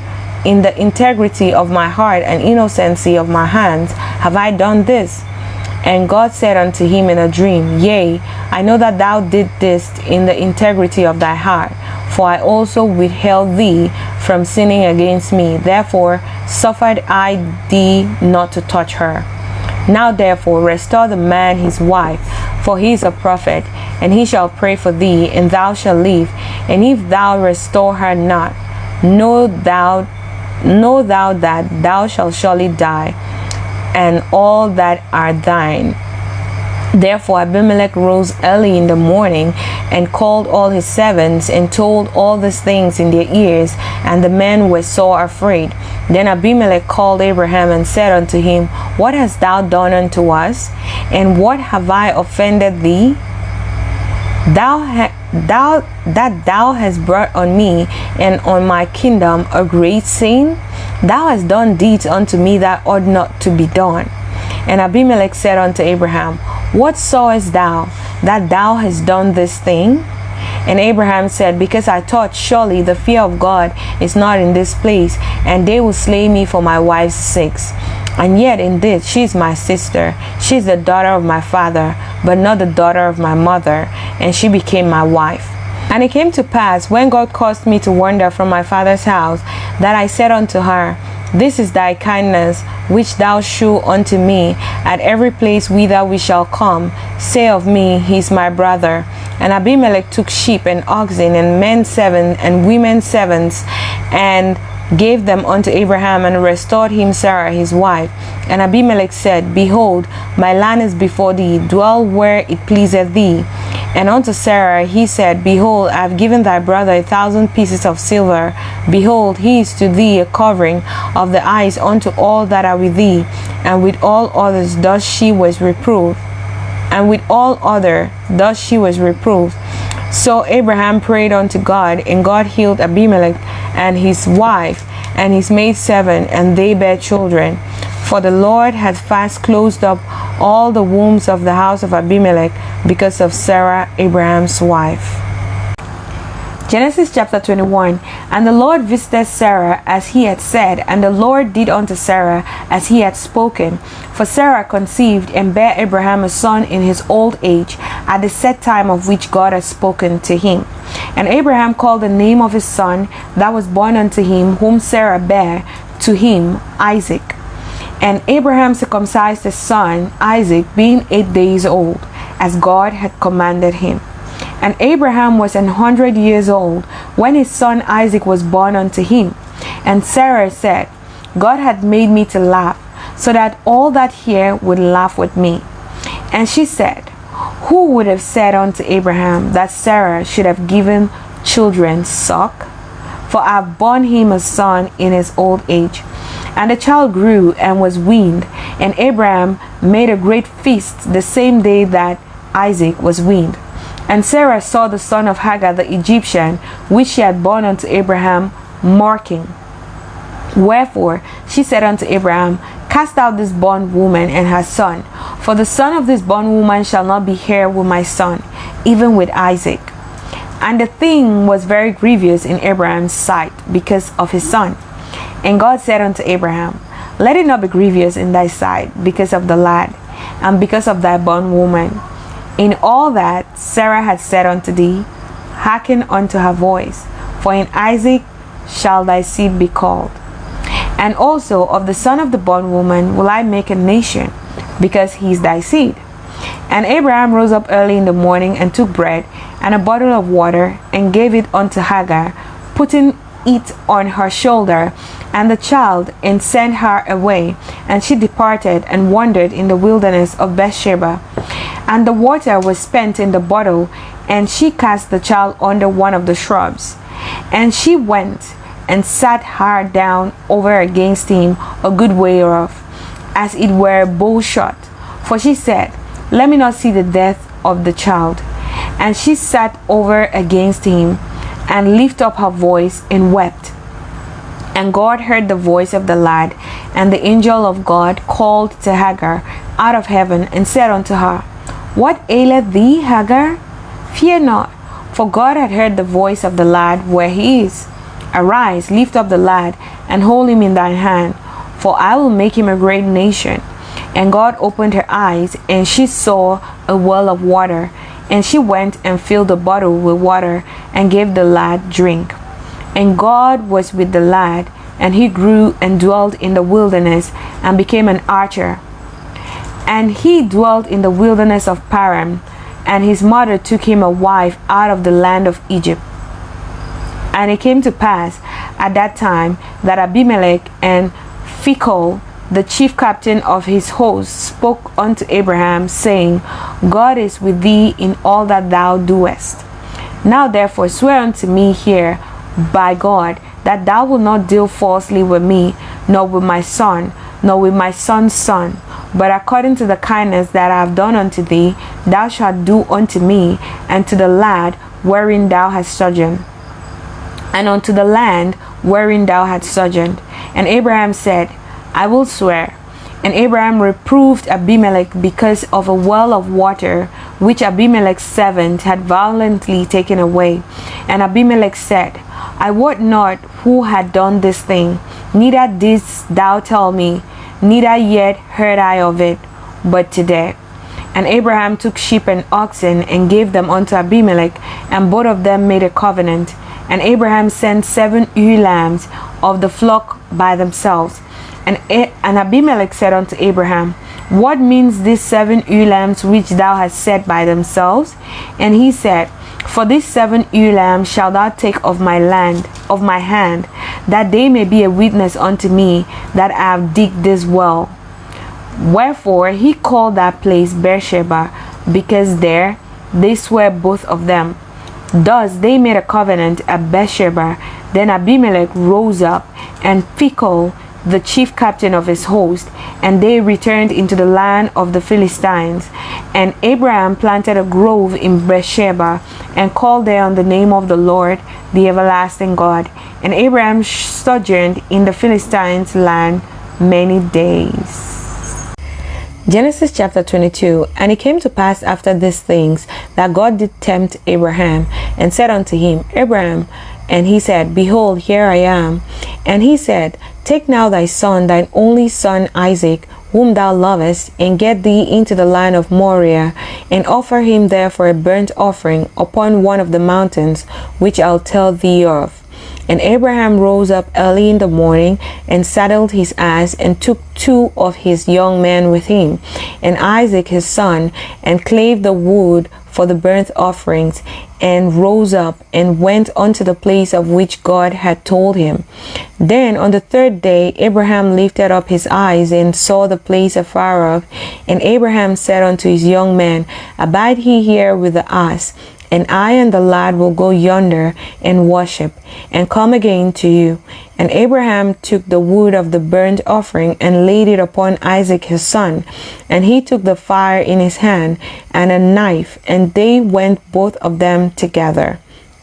And Isaac spake unto Abraham his father, and said, My father. And he said, Here I am, my son. And he said, Behold the fire and the wood, but where is the lamb for a burnt offering? And Abraham said, My son, God will provide himself a lamb for a burnt offering. So they went both of them together. And they came to the place which God had told him of. And Abraham built an altar there, and laid the wood in order, and bound Isaac his son, and laid him on the altar upon the wood. And Abraham stretched forth his hand, and took the knife to slay his son. And the angel of the Lord called unto him out of heaven, and said, Abraham, Abraham. And he said, Here am I. And he said, Lay not thine hand upon the lad, neither do thou anything unto him. For now I know that thou fearest God, seeing thou hast not withheld thy son, thine only son, from me. And Abraham lifted up his eyes and looked, and behold, behind him a ram caught in a thicket by his thorns. And Abraham went and took the ram, and offered him up for a burnt offering in the stead of his son. And Abraham called the name of that place Jehovah-Jireh, as it is said to this day, In the mount of the Lord it shall be seen. And the angel of the Lord called unto Abraham out of heaven the 2nd time, and said, By myself have I sworn, saith the Lord, For because thou hast done this thing, and hast not withheld thy son, thine only son, that in blessing I'll bless thee, and in multiplying I'll multiply thee. I'll multiply thy seed as the stars of the heaven, and as the sand which is upon the seashore. And thy seed shall possess the gates of his enemies, and in thy seed shall all the nations of the earth be blessed, because thou hast obeyed my voice. So Abraham returned unto his young men, and they rose up and went together to Beersheba. And Abraham dwelt at Beersheba. And it came to pass after these things, that it was told Abraham, saying, Behold, Milcah, she had also borne children unto thy brother Nahor, Huz his firstborn, and Boaz his brother, and Kemuel the father of Aram, and Chizip, and Hazo, and Pildash, and Jilab, and Bethuel. And Bethuel begat Rebekah. These eight Milcah did bear to Nahor, Abraham's brother, and his concubine, whose name was Reumah.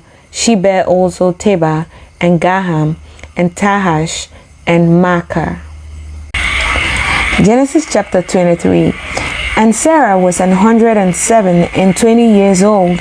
These were the years of the life of Sarah. And Sarah died in Kirjatharba. The same is Hebron in the land of Canaan. And Abraham came to mourn for Sarah and to weep for her. And Abraham stood up from before his dead and spake unto the sons of Heth, saying, I am a stranger and a sojourner with you. Give me a possession of a burying place with you, that I may bury my dead out of my sight.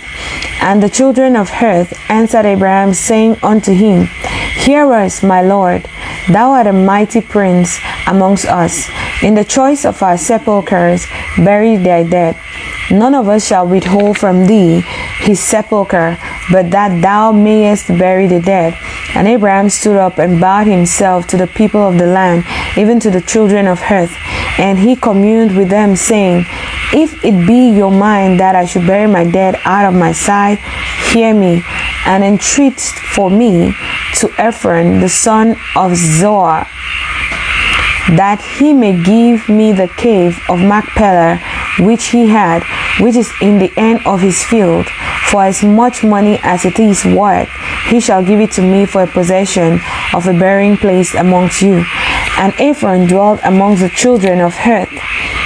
And Ephron the Hittite answered Abraham in the audience of the children of Heth, even of all that went in at the gate of a city, saying, Nay, my lord, hear me. The field give I thee, and the cave that is therein I give it thee. In the presence of the sons of my people give I it thee, bury thy dead. And Abraham bowed himself before the people of the land. And he spake unto Ephron in the audience of the people of the land, saying, But if thou wilt give it, I pray thee, hear me. I'll give thee money for the field. Take it of me, and I'll bury my dead there. And Ephron answered Abraham, saying unto him, My lord, hearken unto me. The land is worth 400 shekels of silver. What is that betwixt me and thee? Bury therefore thy dead. And Abraham hearkened unto Ephron. And Abraham weighed to Ephron the silver which he had named in the audience of the sons of Heth, 400 shekels of silver, currency money with the merchant. And the field of Ephron, which was in Machpelah, which was before Mamre, the field, and the cave which was therein, and all the trees that were in the field, that were in all the borders round about, were made sure. Unto Abraham for a possession is the presence of the children of Heth, in the presence of the children of Heth, before all that went in at the gate of his city. And after this, Abraham buried Sarah his wife in the cave of the field of Machpelah before Mamre. The same is Hebron in the land of Canaan. And the field and the cave that is therein were made sure unto Abraham for a possession of a burying place by the sons of Heth. Genesis chapter 24. And Abraham was old and well stricken in age, and the Lord had blessed Abraham in all things. And Abraham said unto his eldest servant of his house, that ruled over all that he had, Put, I pray thee, thy hand under my thigh, and I will make thee swear by the Lord, the God of heaven and the God of earth, that thou shalt not take a wife unto my son of the daughters of the Canaanites, among whom I dwell. But thou shalt go unto my country and to my kindred, and take a wife unto my son Isaac. And the servant said unto him, Peradventure the woman will not be willing to follow me unto this land. Must I needs bring thy son again unto the land from whence thou camest? And Abraham said unto him, Beware thou that thou bring not my son thither again. The Lord God of heaven, which took me from my father's house and from the land of my kindred, and which spake unto me, and that sware unto me, saying, Unto thy seed will I give this land, he shall send his angel before thee, and thou shalt take a wife unto my son from thence. And if the woman will not be willing to follow thee, then thou shalt be clear from this my oath. Only bring not my son thither again. And the servant put his hand under the thigh of Abraham his master, and sware to him concerning that matter. And the servant took 10 camels of the camels of his master, and departed, for all the goods of his master were in his hands. And he arose and went to Mesopotamia, unto the city of Nahor. And he made his camels to kneel down without the city by a well of water at the time of the evening, even the time that women go out to draw water. And he said, O Lord God of my master Abraham, I pray thee, send me good speed this day, and show kindness unto my master Abraham. Behold, I stand here by the well of water, and the daughters of the men of the city come out to draw water. And let it come to pass, that the damsel to whom I shall say, Let down thy pitcher, I pray thee, that I may drink, and she shall say, Drink, and I will give thy camels drink also. Let the same be she that thou hast appointed for thy servant Isaac, and thereby shall I know that thou hast showed kindness unto my master. And it came to pass, before he had done speaking, that behold, Rebekah came out, who was born to Bethuel, son of Milcah, the wife of Nahor, Abraham's brother, with her pitcher upon her shoulder. And the damsel was very fair to look upon, a virgin, neither had any man known her. And she went down to the well, and filled her pitcher, and came up. And the servant ran to meet her, and said, Let me, I pray thee, drink a little water of thy pitcher. And she said, Drink, my lord. And she hasted, and let down her pitcher upon her hand, and gave him drink. And when she had done giving him drink, she said, I'll draw water for thy camels also, until they have done drinking. And she hasted, and emptied her pitcher into the trough, and ran again unto the well to draw water, and drew for all his camels. And the man, wondering at her, held his peace, to wit whether the Lord had made his journey prosperous or not. And it came to pass, as the camel had done drinking, that the man took a golden earring of half a shekel weight, and 2 bracelets for her hands of 10 shekels weight of gold, and said, Whose daughter art thou? Tell me, I pray thee, is there room in thy father's house for us to lodge in? And she said unto him, I am the daughter of Bethuel, the son of Milcah, which she bare unto Nahor. She said moreover unto him, We have both straw and provender enough, and room to lodge in. And the man bowed his head and worshipped the Lord. And he said, Blessed be the Lord God of my master Abraham, who had not left destitute my master of his mercy and his truth. I being in the way, the Lord led me to the house of my master's brethren. And the damsel ran and told them of her mother's house these things. And Rebekah had a brother, and his name was Laban. And Laban ran out unto the man unto the well.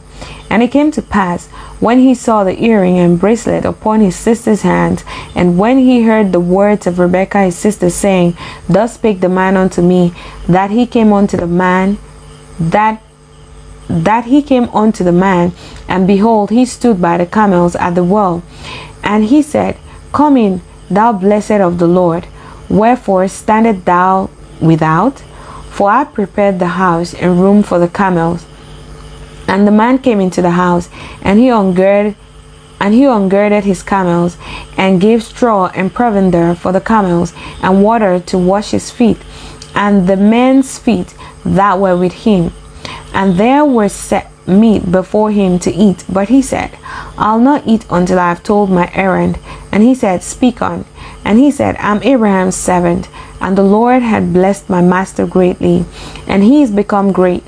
And he had given him flocks and herds, and silver, and gold, and men servants, and maid servants, and camels, and asses. And Sarah, my master's wife, bare a son to my master when she was old, and unto him had he given all that he had. And my master made me swear, saying, Thou shalt not take a wife to my son of the daughters of the Canaanites, in whose land I dwell. But thou shalt go unto my father's house, and to my kindred, and take a wife unto my son. And I said unto my master, Peradventure the woman will not follow me. And he said unto me, The Lord before whom I walk will send his angel with thee, and prosper thy way, and thou shalt take a wife for my son of my kindred, and of my father's house. Then thou shalt be clear from this my oath, when thou comest to my kindred, and if they give not thee one, thou shalt be clear from my oath. And I came this day unto the well, and said, O Lord God of my master Abraham, if thou do prosper my way which I go, behold, I stand by the well of water, and it shall come to pass that when the virgin cometh forth to draw water, I say to her, Give me, I pray thee, a little water of thy pitcher to drink. And she said to me, Both drink thou, and I'll also draw for thy camels. Let the same be the woman whom the Lord had appointed out for my master's son. And behold, I had done speaking in mine heart. Behold, Rebekah came forth with her pitcher on her shoulder, and she went down unto the well and drew water. And I said unto her, Let me drink, I pray thee. And she made haste, and let down her pitcher from her shoulder, and said, Drink, and I'll give thy camels drink also. So I drank, and she made the camels drink also. And I asked her, and said, Whose daughter art thou? And she said, The daughter of Bethuel, Nahor's son, whom Milcah bare unto him. And I put the earring upon her face, and the bracelet upon her hands. And I bowed down my head, and worshipped the Lord, and blessed the Lord God of my master Abraham, which had led me in the right way, to take my master's brother's daughter unto his son. And now, if ye will deal kindly and truly with my master, tell me, and if not, tell me, that I may turn to the right hand or to the left hand. Then Laban and Bethuel answered and said, The thing proceeded from the Lord. We cannot speak unto thee bad or good. Behold, Rebekah is before thee. Take her and go, and let her be thy master's son's wife, as the Lord had spoken. And it came to pass that, when Abraham's servant heard their words, he worshipped the Lord, bowing himself down to the earth. And the servant brought forth jewels of silver and jewels of gold and raiment, and gave them to Rebekah. He gave also to her brother and to her mother precious things. And they did eat and drink, he and the men that were with him, and tarried all night. And they rose up in the morning, and he said, Send me away unto my master.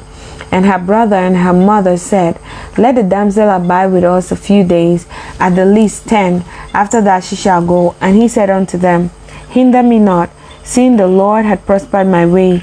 Send me away, that I may go to my master. And they said, We'll call the damsel and inquire at her mouth. And they called Rebekah and said unto her, Wilt thou go with this man? And she said, I'll go. And they sent away Rebekah their sister, and her nurse, and Abraham's servant, and his men. And they blessed Rebekah, and said unto her, Thou art our sister.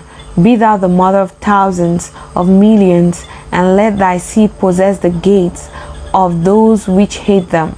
And Rebekah arose and her damsels, and they rode upon the camels and followed the man. And the 7 took Rebekah and went his way. And Isaac came from the way of the well, Lahairoi, for he dwelt in the south country. And Isaac went out to meditate in the field at the eventide. And he lifted up his eyes and saw, and behold, the camels were coming. And Rebekah lifted up her eyes, and when she saw Isaac, she leaped off the camel. For she had said unto the 7, What man is this that walketh in the field to meet us? And the 7 had said, It is my master.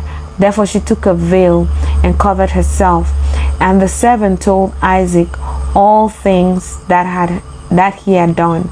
And Isaac brought her into his mother Sarah's tent, and took Rebekah, and she became his wife, and he loved her. And Isaac was comforted after his mother's death. Genesis chapter 25. Then Abraham again took a wife, and her name was Keturah, and she bare him Zimram, and Joshkan, and Midian, and Ishbak, and Shua.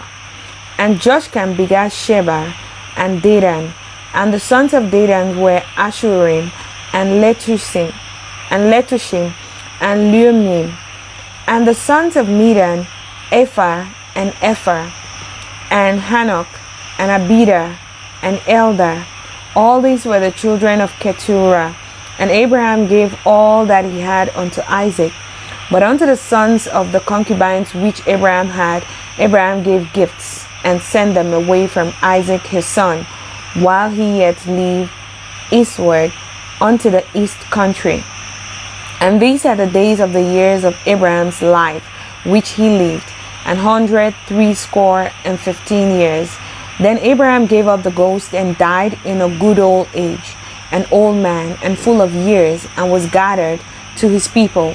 And his son Isaac and Ishmael buried him in the cave of Machpelah, in the field of Ephron, the son of Zohar the Hittite, which is before Mamre. The field which Abraham purchased of the sons of Heth, there was Abraham buried, and Sarah his wife. And it came to pass after the death of Abraham that God blessed his son Isaac, and Isaac dwelt by the well Lahairoi. Now these are the generations of Ishmael, Abraham's son, whom Hagar the Egyptian, Sarah's handmaid, bare unto Abraham. And these are the names of the sons of Ishmael, by their names according to their generations. The firstborn of Ishmael, Nebajot, and Kedar, and Adbeel, and Mibsam, and Mishma, and Dumah, and Massa, Hadar, and Tema, Jetu, Naphish, and Kedema. These are the sons of Ishmael, and these are their names by their towns and by their castles, 12 princes, according to their nations. And these are the years of the life of Ishmael, 137 years. And he gave up the ghost and died, and was gathered unto his people. And they dwelt from Havilah unto Shur, that is before Egypt, as thou goest towards Assyria. And he died in the presence of all his brethren. And these are the generations of Isaac, Abraham's son. Abraham begat Isaac. And Isaac was 40 years old when he took Rebekah to wife, the daughter of Bethuel the Syrian of Padan Aram, the sister to Laban the Syrian. And Isaac entreated the Lord for his wife, because she was barren, and the Lord was entreated of him. And Rebekah his wife conceived, and the children struggled together within her. And she said, If it be so, why am I thus? And she went to inquire of the Lord. And the Lord said unto her, 2 nations are in thy womb, and 2 manner of people shall be separated from thy bowels, and the one people shall be stronger than the other people, and the elder shall serve the younger. And when her days to be delivered were fulfilled, behold, there were twins in her womb, and the first came out red, all over like an hairy garment, and they gave his name Esau. And after that came his brother out, and his hand took hold of Esau's heel, and his name was called Jacob. And Isaac was 80 years when she bare him. And the boys grew, and Esau was a cunning hunter, a man of the field, and Jacob was a plain man, dwelling in tents.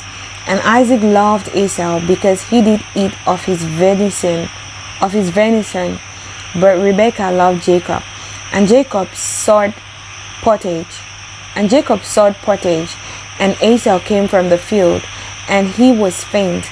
And Esau said to Jacob, Feed me, I pray thee, with that same red pottage, for I am faint. Therefore was his name called Edom. And Jacob said, Sell me this day thy birthright. And Esau said, Behold, I am at the point to die. What profit shall this birthright do to me? And Jacob said, Swear to me this day. And he sware unto him, and he sold his birthright unto Jacob. Then Jacob gave Esau bread and pottage of lentils, and he did eat and drink, and rose up and went his way. Thus Esau despised his birthright. Genesis chapter 26. And there was a famine in the land besides the first famine that was in the days of Abraham. And Isaac went unto Abimelech, king of the Philistines, unto Gerar. And the Lord appeared unto him and said, Go not down into Egypt, dwell in the land which I shall tell thee of. Sojourn in this land, and I'll be with thee, and will bless thee. For unto thee and unto thy seed I'll give all these countries, and I'll perform the oath which I sware unto Abraham thy father. And I'll make thy seed to multiply the stars of heaven, and I'll give unto thy seed all these countries, and in thy seed shall all the nations of the earth be blessed. Because that Abraham obeyed my voice and kept my charge, my commandments, my statutes, and my laws, and Isaac dwelt in Gerar. And the men of the place asked him of his wife, and he said, She's my sister. For he feared to say, She's my wife, lest, said he, the men of the place should kill me for Rebekah, because she was fair to look upon. And it came to pass, when he had been there a long time, that Abimelech, king of the Philistines, looked out at a window and saw and beheld Isaac was sporting with Rebekah, his wife. And Abimelech called Isaac and said, Behold, of a surety she is thy wife. And how saidest thou, She is my sister? And Isaac said unto him, Because I said, Lest I die for her. And Abimelech said, What is this that thou hast done unto us? One of the people might lightly have lain with thy wife, and thou shouldest have brought guiltiness upon us. And Abimelech charged all his people, saying, He that touches this man or his wife shall surely be put to death. Then Isaac sowed in that land, and received in the same year 100-fold, and the Lord blessed him. And the man waxed great, and went forward, and grew until he became very great. For he had possession of flocks, and possessions of herds, and great store of servants, and the Philistines envied him. For all the wells which his father's servants had digged in the days of Abraham his father, the Philistines had stopped them, and filled them with earth. And Abimelech said unto Isaac, Go from us, for thou art much mightier than we.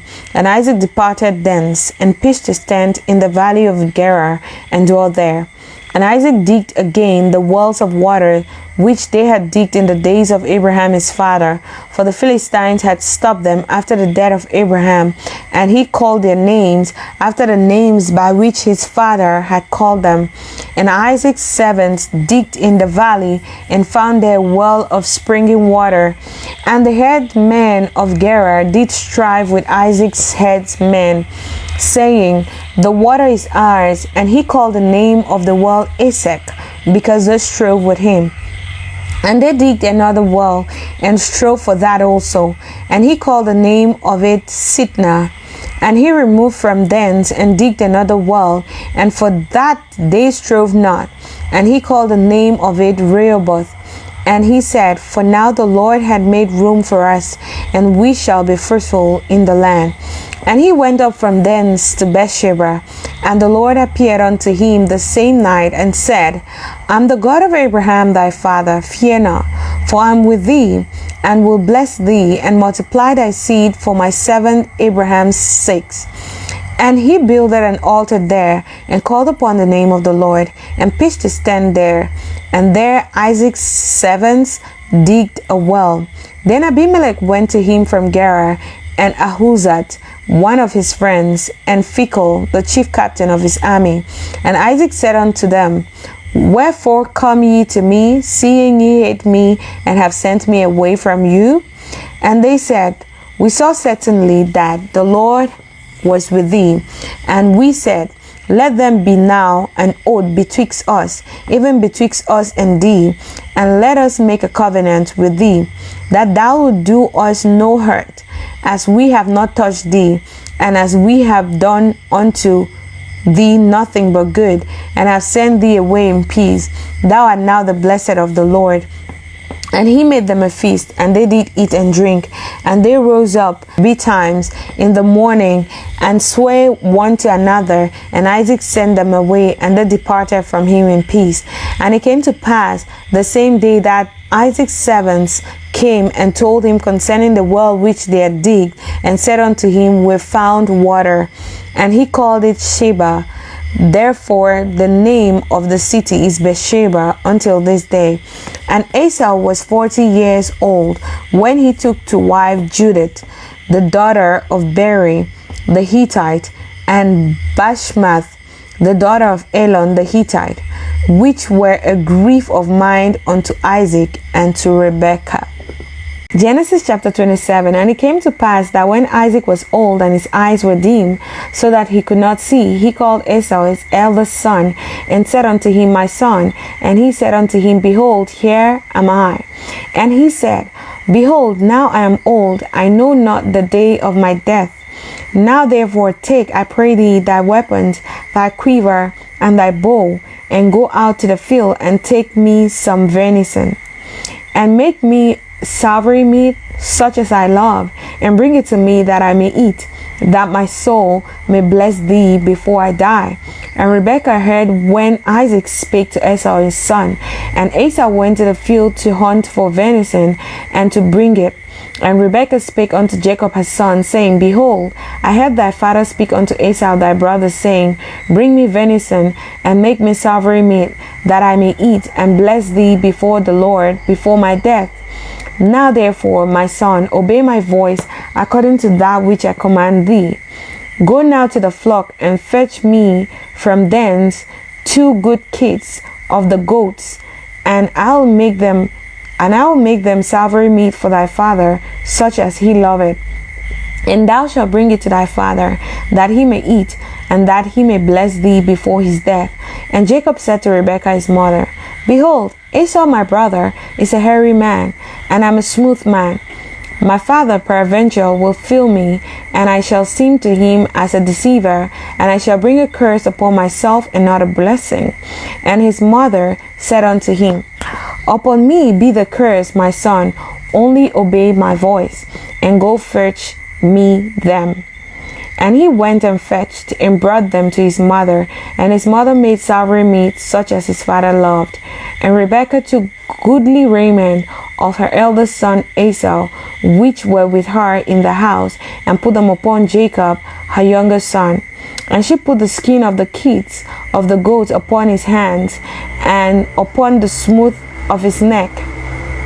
And he gave the savory meat and the bread which she had prepared into the hands of his son, of her son Jacob. And he came unto his father and said, My father. He said, Here am I. Who art thou, my son?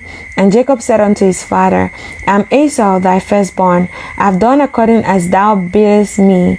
Arise, I pray thee, sit and eat of my venison, that thy soul may bless me. And Isaac said unto his son, How is it that thou hast found it so quickly, my son? And he said, Because the Lord thy God brought it to me. And Isaac said unto Jacob, Come near, I pray thee, that I may feel thee, my son, whether thou be my very son Esau or not. And Jacob went near unto Isaac his father, and he felt him, and said, The voice is Jacob's voice, but the hands are the hands of Esau. And he discerned him not, because his hands were very hairy, as his brother Esau's hands. So he blessed him. And he said, Art thou my very son Esau? And he said, I am. And he said, Bring it near to me, and I'll eat of my son's venison, that my soul may bless thee. And he brought it near to him, and he did eat. And he brought him wine, and he drank. And his father Isaac said unto him, Come near now, and kiss me, my son. And he came near and kissed him. And he smelled the smell of his raiment, and blessed him, and said, See, the smell of my son is as the smell of the field which the Lord had blessed. Therefore, God give thee of the dew of heaven and the fatness of the earth, and plenty of corn and wine. Let people serve thee, and nations bow to thee. Be Lord over thy brethren, and let thy mother's son bow down to thee. Cursed be everyone that curseth thee, and blessed be everyone that blesseth thee. And it came to pass, as soon as Isaac had made an end, blessing Jacob, and Jacob was yet scarce gone out from the presence of Isaac his father, that Esau his brother came in from his hunting. And he also had made savory meat, and brought it unto his father, and said unto his father, Let my father arise and eat of his son's venison, that thy soul may bless me. And Isaac his father said unto him, Who art thou? And he said, I am thy son, thy firstborn Esau. And Isaac trembled very exceedingly, and said, Who? Where is he that had taken venison and brought it me? And I have eaten of all before thou camest, and have blessed him? Yea, and he shall be blessed. And when Esau heard the words of his father, he cried with a great and exceeding bitter cry, and said unto his father, Bless even me also, O my father.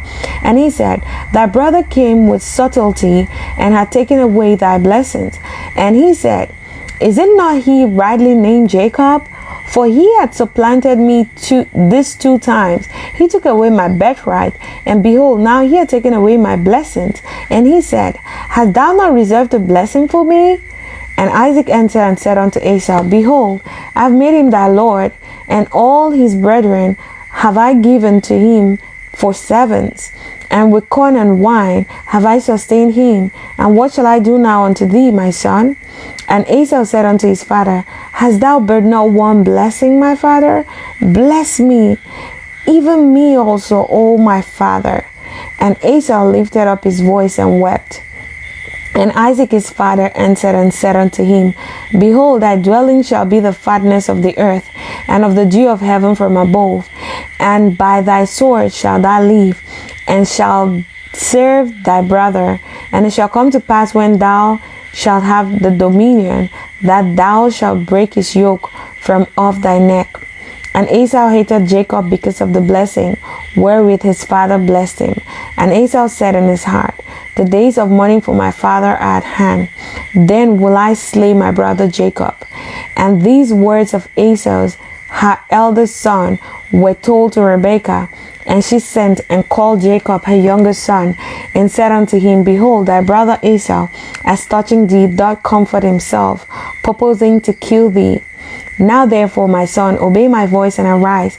Flee thou to Laban my brother, to Haran, and tarry with him a few days, until thy brother's fury turn away, until thy brother's anger turn away from thee, and he forget that which thou hast done to him.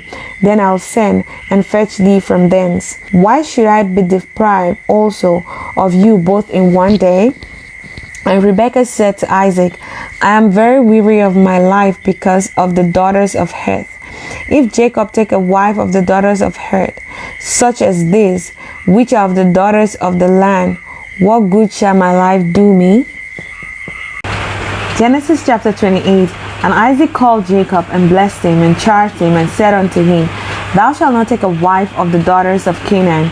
Arise, go to Paddan Aram, to the house of Bethuel, thy mother's father, and take thee a wife from thence of the daughters of Laban, thy mother's brother. And God Almighty bless thee, and make thee fruitful, and multiply thee, that thou mayest be a multitude of people, and give thee the blessings of Abraham to thee, and to thy seed with thee, that thou mayest inherit the land wherein thou art a stranger, which God gave unto Abraham. And Isaac sent away Jacob, and he went to Paddan Aram unto Laban, son of Bethuel, the Syrian, the brother of Rebekah, Jacob's and Esau's mother. When Esau saw that Isaac had blessed Jacob, and sent him away to Paddan Aram to take him a wife from thence, and that as he blessed him, he gave him a charge, saying, Thou shalt not take a wife of the daughters of Canaan. And that Jacob obeyed his father and his mother, and was gone to Paddan Aram. And Esau, seeing that the daughters of Canaan pleased not Isaac his father, then went Esau unto Ishmael, and took unto the wives which he had Mahalath, the daughter of Ishmael, Abraham's son, the sister of Nebajoth, to be his wife. And Jacob went out from Beersheba, and went towards Haran. And he lighted upon a certain place, and tarried there all night, because the sun was set. And he took up the stones of that place, and put them for his pillow, and lay down in that place to sleep. And he dreamed, and behold, a ladder set up on the earth, and the top of it reached to heaven. And behold, the angels of God ascending and descending on it. And behold, the Lord stood above it, and said, I am the Lord God of Abraham thy father, and the God of Isaac. The land whereon thou liest, to thee will I give it, and to thy seed. And thy seed shall be as the dust of the earth, and thou shalt spread abroad to the west, and to the east, and to the north, and to the south. And in thee and in thy seed shall all the families of the earth be blessed. And behold, I am with thee, and will keep thee in all places whither thou goest, and will bring thee again into this land. For I will not leave thee until I have done that which I have spoken to thee of. And Jacob awaked out of his sleep, and he said, Surely the Lord is in this place, and I knew it not. And he was afraid, and said, How dreadful is this place! This is none other but the house of God, and this is the gate of heaven. And Jacob rose up early in the morning, and took the stone that he had put for his pillows, and set it up for a pillar, and poured oil upon the top of it. And he called the name of the place Bethel, but the name of the city was called Luz at the first. And Jacob vowed a vow, saying, If God will be with me, and keep me in this way that I go, and will give me bread to eat, and raiment to put on, so that I come again to my father's house in peace, then shall the Lord be my God. And this stone, which I have set for a pillar, shall be God's house. And of all that thou shalt give me, I'll surely give the tenth unto thee. Genesis chapter 29. Then Jacob went on his journey, and came into the land of the people of the east. And he looked, and behold, a well in the field, and lo, there were 3 flocks of sheep lying by it. For out of that well they watered the flock, and a great stone was upon the well's mouth. And thither were all the flocks gathered, and they rolled the stone from the well's mouth, and watered the sheep, and put the stone again upon the well's mouth in his place. And Jacob said unto them, My brethren, whence be ye? And they said, Of Haran are we. And he said unto them, Know ye Laban the son of Nahor? And they said, We know him. And he said unto them, Is he well? And they said, He is well. And behold, Rachel his daughter cometh with the sheep. And he said, Lo, it is yet high day, neither is it time that the cattle should be gathered together. Water ye the sheep, and go and feed them. And they said, We cannot, until all the flocks be gathered together, until they roll the stone from the well's mouth. Then we water the sheep. And while he yet spake with them, Rachel came with his father's sheep, for she kept them. And it came to pass, when Jacob saw Rachel, the daughter of Laban, his mother's brother, and the sheep of Laban, his mother's brother, that Jacob went near, and rolled the stone from the well's mouth, and watered the flock of Laban, his mother's brother. And Jacob kissed Rachel, and lifted up his voice, and wept. And Jacob told Rachel that he was her father's brother, and that he was Rebekah's son. And she ran and told her father. And it came to pass, when Laban heard that the tidings of Jacob his sister's son, that he ran to meet him, and embraced him, and kissed him, and brought him to his house. And he told Laban all these things. And Laban said to him, Surely thou art my bone and my flesh. And he abode with him the space of a month. And Laban said unto Jacob, Because thou art my brother, shouldest thou therefore serve me for naught? Tell me, what shall thy wages be? And Laban had 2 daughters. The name of the elder was Leah, and the name of the younger was Rachel. Leah was tender-eyed, but Rachel was beautiful and well-favored. And Jacob loved Rachel and said, I'll serve thee 7 years for Rachel, thy younger daughter. And Laban said, It is better that I give her to thee, than that I should give her to another man. Abide with me. And Jacob served 7 years for Rachel, and they seemed unto him but a few days, for the love he had to her. And Jacob said unto Laban, Give me my wife, for my days are fulfilled, that I may go in unto her. And Laban gathered together all the men of the place, and made a feast. And it came to pass in the evening that he took Leah his daughter, and brought her to him. And he went in unto her. And Laban gave unto his daughter Leah Zilpah his maid for an handmaid. And it came to pass that in the morning, behold, it was Leah. And he said to Laban, What is this that thou hast done unto me? Did not I serve thee for Rachel? Wherefore then thou hast beguiled me? And Laban said, It must not be so done in our country, to give the younger before the firstborn. Fulfill her week, and we'll give thee this also for the service which thou shalt serve with me yet 7 other years. And Jacob did so, and fulfilled her week. And he gave him Rachel his daughter to wife also. And Laban gave to Rachel his daughter Bilhah his handmaid, to be her maid.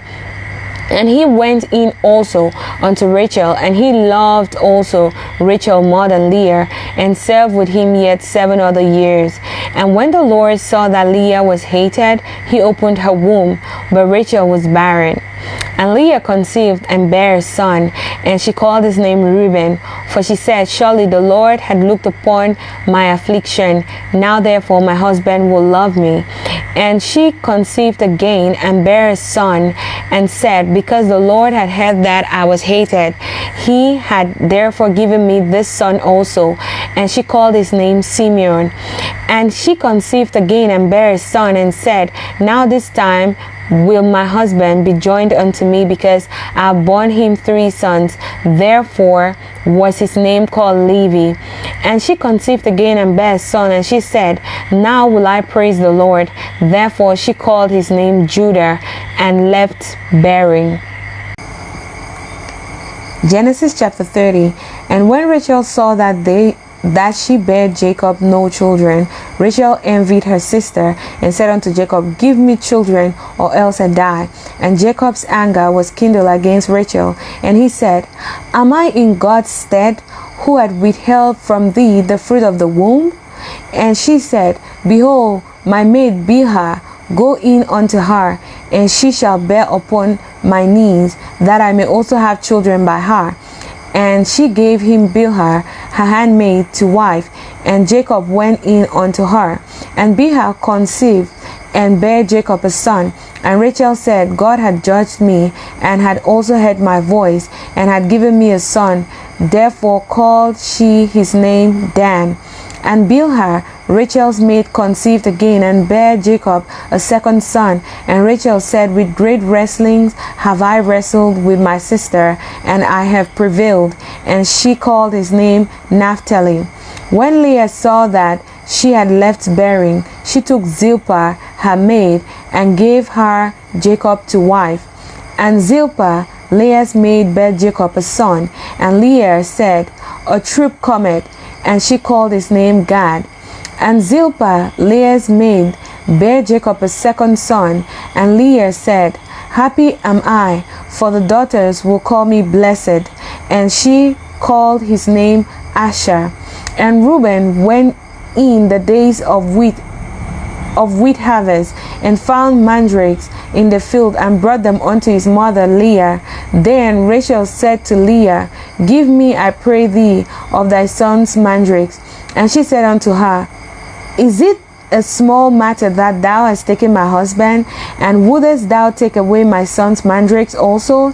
And Rachel said, Therefore he shall lie with thee tonight for thy son's mandrakes.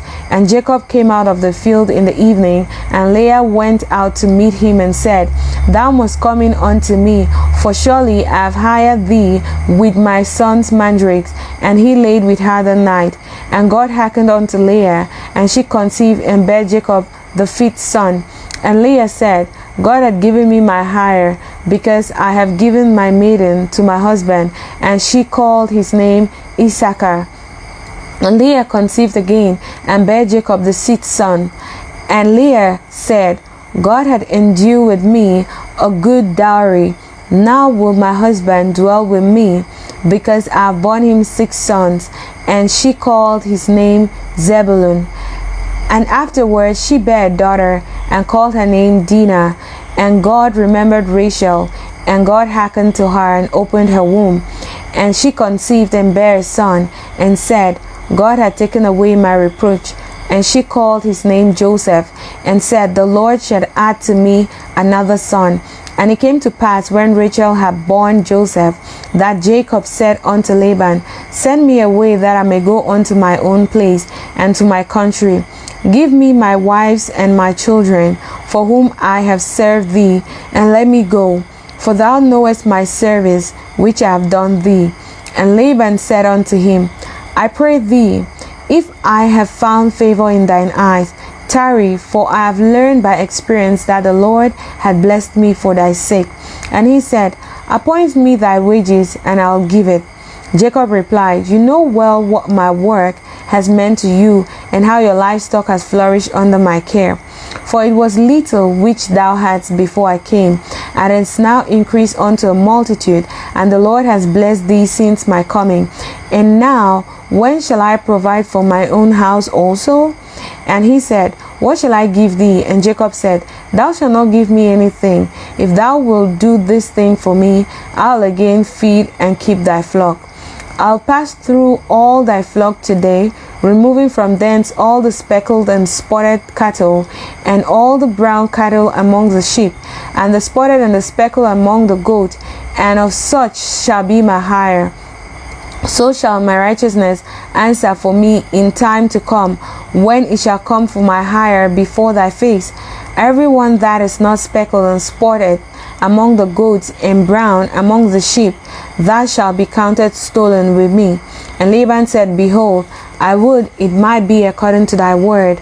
And he removed that day, and he removed that day the he goats that were ring-streaked and spotted, and all the she goats that were speckled and spotted, and every one that had some white in it, and all the brown among the sheep, and gave them into the hands of his son. And he sent 3 days' journey betwixt himself and Jacob fed the rest of Laban's flocks. And Jacob took him rods of green poplar, and of the hazel and chestnut tree, and spilled white streaks in them, and made the whites appear which was in the rods. And he set the rods which he had spilled before the flocks in the gutters, in the watering troughs, when the flocks came to drink, that they should conceive when they came to drink. And the flocks conceived before the rods, and brought forth cattle ring-streaked, speckled, and spotted. And Jacob did separate the lambs and set the faces of the flock towards the ring-streaked, and all the brown in the flock of Laban. And he put his own flock by themselves, and put them not unto Laban's cattle. And it came to pass, whosoever the stronger cattle did conceive, that Jacob laid the rods before the eyes of the cattle in the gutters, and that they might conceive amongst the rods. But when the cattle were feeble, he put them not in. So the feebler were Laban's, and the stronger Jacob's. And the man increased exceedingly, and had much cattle, and maid servants, and men servants, and camels, and asses. Genesis chapter 31. And he heard the words of Laban's sons, saying, Jacob had taken away all that was our father's, and of what which was our father's had he gotten all this glory. And Jacob beheld the countenance of Laban, and behold, it was not towards him as before. And the Lord said unto Jacob, Return unto the land of thy fathers, and to thy kindred, and I will be with thee. And Jacob sent and called Rachel and Leah to the field unto his flock, and said unto them, I see your father's countenance, that it is not towards me as before, but the God of my father had been with me. And ye know that with all my power I have served your father. And your father had deceived me, and changed my wages 10 times, but God suffered him not to hurt me. If he said thus, the speckled shall be thy wages, then all the cattle bear speckled. And if he said thus, the ring straked shall be thy hire, then bear all the cattle ring straked. Thus God had taken away the cattle of your father and given them to me. And it came to pass at the time that the cattle conceived, that I lifted up my eyes, and I saw in a dream, and behold, the rams which leaped upon the cattle were ring-streaked, speckled, and grizzled. And the angel of God spake unto me in a dream, saying, Jacob. And I said, Here am I. And he said, Lift up now thine eyes, and see, all the rams which leap upon the cattle are ring-streaked, speckled, and grizzled. For I have seen all that Laban doeth unto thee. I am the God of Bethel, where thou anointest the pillar, and where thou vowedst a vow unto me. Now arise, get thee out from this land, and return unto the land of thy kindred. And Rachel and Leah answered and said unto him, Is there yet any portion of inheritance for us in our father's house? And are we not counted of him strangers? For he had sold us, and had quite devoured also our money. For all the riches which God had taken from our father, that is ours, and our children's. Now then, whatsoever God had said unto thee, do. Then Jacob rose up, and set his sons and his wives upon camels, and he carried away all his cattle and all his goods which he had gotten, and the cattle of his getting, which he had gotten in Paddan Aram, for to go to Isaac his father in the land of Canaan. And Laban went to shear his sheep, and Rachel had stolen the images that were her father's. And Jacob stole away unawares to Laban the Syrian, in that he told him not that he fled. So he fled with all that he had, and he rose up and passed over the river, and set his face towards the Mount Gilead. And it was told Laban on the 3rd day that Jacob was fled.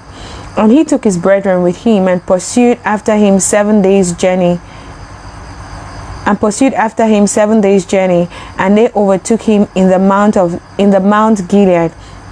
And God came to Laban the Syrian in a dream by night, and said unto him, Take heed that thou speak not to Jacob either good or bad. Then Laban overtook Jacob. Now Jacob had pitched his tent in the mount, and Laban with his brethren pitched in the Mount of Gilead. And Laban said to Jacob, What hast thou done, that thou hast stolen away unawares to me, and carried away my daughters as captive, taken with a sword?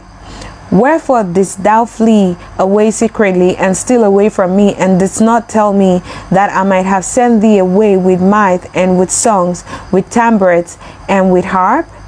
And has not suffered me to kiss my sons and my daughters? Thou hast now done foolishly in so doing. It is in the power of my hand to do you hurt. But the God of your father spake unto me yesternight, saying, Take thou heed that thou speak not to Jacob either good or bad. And now, though thou wouldest need be gone, because thou sore lodgest after thy father's house, yet wherefore hast thou stolen my gods? And Jacob answered and said to Laban, Because I was afraid, for I said, Peradventure thou wouldest take by force thy daughters from me. With whomsoever thou findest thy gods, let him not leave. Before our brethren discern, thou what is thine with me, and take it to thee. For Jacob knew not that Rachel had stolen them. And Laban went into Jacob's tent, and in Leah's tent, and into the two maidens' tent, but he found them not. Then went he out of Leah's tent and entered into Rachel's tent. Now Rachel had taken the images and put them in the camel's furniture and sat upon them. And Laban searched all the tent, but found them not. And she said to her father, Let it not displease my lord that I cannot rise up before thee, for the custom of women is upon me. And he searched, but found not the images. And Jacob was wroth and chode with Laban. And Jacob answered and said to Laban, What is my trespass? What is my sin, that thou hast so hotly pursued after me? Whereas thou hast searched all my stuff, what hast thou found of all thy household stuff? Set it here before my brethren and thy brethren, that they may judge betwixt us both. These 20 years have I been with thee, thy ewes and thy she-goats have not cast their young, and the rams of thy flock have I not eaten. That which was torn of beasts I brought not unto thee, I bear the loss of it. Of my hand didst thou require it, whether stolen by day or stolen by night. Thus I was in the day the drought consumed me, and the frost by night, and my sleep departed from mine eyes. Thus have I been 20 years in thy house. I served thee 14 years for thy 2 daughters, and 6 years for thy cattle, and thou hast changed my wages 10 times. Except the God of my father, the God of Abraham, and the fear of Isaac had been with me, surely thou hadst sent me away now empty. God had seen my affliction and the labor of my hands, and rebuked thee yesternight. And Laban answered and said unto Jacob, These daughters are my daughters, and these children are my children, and these cattle are my cattle, and all that thou seest is mine. And what can I do this day unto these my daughters, or unto their children which they've borne? Now therefore come thou, let us make a covenant, I and thou, and let it be for a witness between me and thee. And Jacob took a stone and set it up for a pillar. And Jacob said unto his brethren, Gather stones. And they took stones and made an heap, and they did eat there upon the heap. And Laban called it Jegasahadutha, but Jacob called it Galid. And Laban said, This heap is a witness between me and thee this day. Therefore was the name of it called Galid. And Mizpah, for he said, The Lord watch between me and thee, and when we are absent one from another. If thou shalt afflict my daughters, or if thou shalt take otherwise wives besides my daughters, no man is with us. See, God is witness between me and thee. And Laban said to Jacob, Behold this heap, and behold this pillar, which I have cast betwixt me and thee. This heap be witness, and this pillar be witness, that I will not pass over this heap to thee, and thou shalt not pass over this heap and this pillar unto me for harm. The God of Abraham and the God of Nahor, the God of their father, judge betwixt us. And Jacob swore by the fear of his father Isaac. Then Jacob offered sacrifice upon the mount, and called his brethren to eat bread. And they did eat bread, and tarried all night in the mount. And early in the morning Laban rose up and kissed his sons and his daughters, and blessed them. And Laban departed and returned unto his place. Genesis chapter 32. And Jacob went on his way, and the angels of God met him. And Jacob saw them. He said, This is God's host. And he called the name of that place Mahanaim. And Jacob sent messengers before him to Esau his brother, unto the land of Seir, the country of Edom. And he commanded them, saying, Thus shall ye speak unto my lord Esau. Thy servant Jacob saith thus, I have sojourned with Laban, and stayed there until now. And I have oxen and asses, flocks, and men servants and women servants, and I have sent to tell my lord, that I may find grace in thy sight.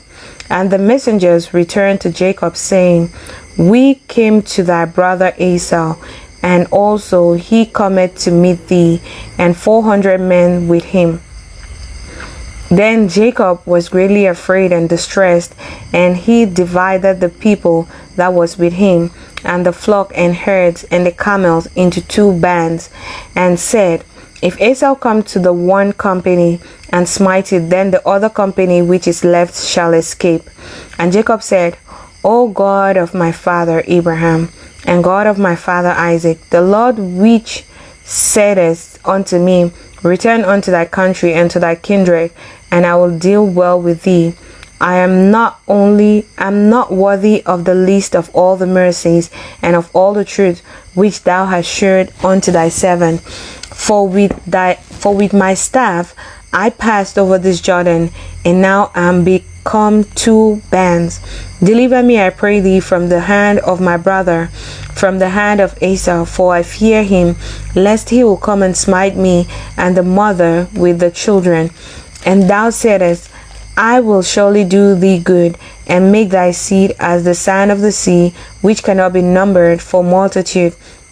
And he lodged there that same night, and took of that which came to his hand a present for Esau his brother, 200 she-goats and 20 he-goats, 200 ewes and 20 rams, 30 milch camels with their colts, 40 kine and 10 bulls, 20 she-asses and 10 foals. And he delivered them into the hand of his servants. Every drove by themselves, and said unto his servants, Pass over before me, and put a space betwixt drove and drove. And he commanded the foremost, saying, When Esau my brother meeteth thee, and asketh thee, saying, Whose art thou? And whither goest thou? And whose are these before thee? Then thou shalt say, They be thy servant Jacob's. It is a present sent unto my lord Esau, and behold, also he is behind us. And so commanded he the second and the third, and all that followed the droves, saying, On this manner shall he speak unto Esau when he find him. And say ye moreover, Behold, thy servant Jacob is behind us. For he said, I'll appease him with the presence that goeth before me, and afterward I'll see his face. Peradventure he'll accept of me. So went the present over before him, and himself lodged that night in the company. And he rose up that night, and took his 2 wives, and his 2 women servants, and his 11 sons, and passed over the ford Jabbok. And he took them, and sent them over the brook, and sent over that he had. And Jacob was left alone, and there wrestled a man with him unto the breaking of day. And when he saw that he prevailed not against him, he touched the hollow of his thigh, and the hollow of Jacob's thigh was out of joint, as he wrestled with him. And he said, Let me go, for the day breaketh. And he said, I'll not let thee go, except thou bless me. And he said unto him, What is thy name? And he said, Jacob. And he said, Thy name shall be called no more Jacob, but Israel. For as a prince hast thou power with God and with men, and hast prevailed. And Jacob asked him and said, Tell me, I pray thee, thy name. And he said, Wherefore is it that thou dost ask after my name? And he blessed him there. And Jacob called the name of the place Peniel, for I have seen God face to face, and my life is preserved. And as he passed over Peniel, the sun rose upon him, and he halted upon his thigh. Therefore the children of Israel eat not of the sinew which shrank, which is upon the hollow of the thigh, unto this day, because he touched the hollow of Jacob's thigh in the sinew that shrank. Genesis chapter 33. And Jacob lifted up his eyes and looked, and behold, Esau came, and with him 400 men, and he divided the children unto Leah and unto Rachel and unto the 2 handmaids. And he put the handmaids and their children foremost, and Leah and her children after, and Rachel and Joseph hindmost. And he passed over before them, and bowed himself to the ground 7 times, until he came near to his brother. And Esau ran to meet him, and embraced him, and fell on his neck, and kissed him, and they wept. And he lifted up his eyes, and saw the women and the children, and said, Who are these with thee? And he said, The children which God had graciously given thy servant. Then the handmaidens came near, they and their children, and they bowed themselves. And Leah also with her children came near and bowed themselves. And after came Joseph near and Rachel, and they bowed themselves. And he said, What meanest thou by all these drove which I met? And he said, These are to find grace in the sight of my Lord. And Esau said, I have enough, my brother. Keep that thou hast unto thyself. And Jacob said, Nay, I pray thee, if now I have found grace in thy sight, then receive my present at my hand. For therefore I have seen thy face, as though I had seen the face of God, and thou wast pleased with me. Take, I pray thee, my blessings that is brought to thee, because God had dealt graciously with me, and because I have enough. And he urged him, and he took it. And he said, Let us take our journey, and let us go, and I'll go before thee. And he said unto him, My Lord knoweth that the children are tender, and the flocks and herds with young are with me. And if men should overdrive them one day, all the flock would die. Let my Lord, I pray thee, pass over before his servant, and I'll lead on softly, according to as the cattle that goeth before me, and the children be able to endure until I come unto my Lord unto Seir. And Esau said, Let me now leave with thee some of the flocks that are with me. And he said, What needed it? Let me find grace in the sight of my Lord. So Esau returned that day on his way unto Seir.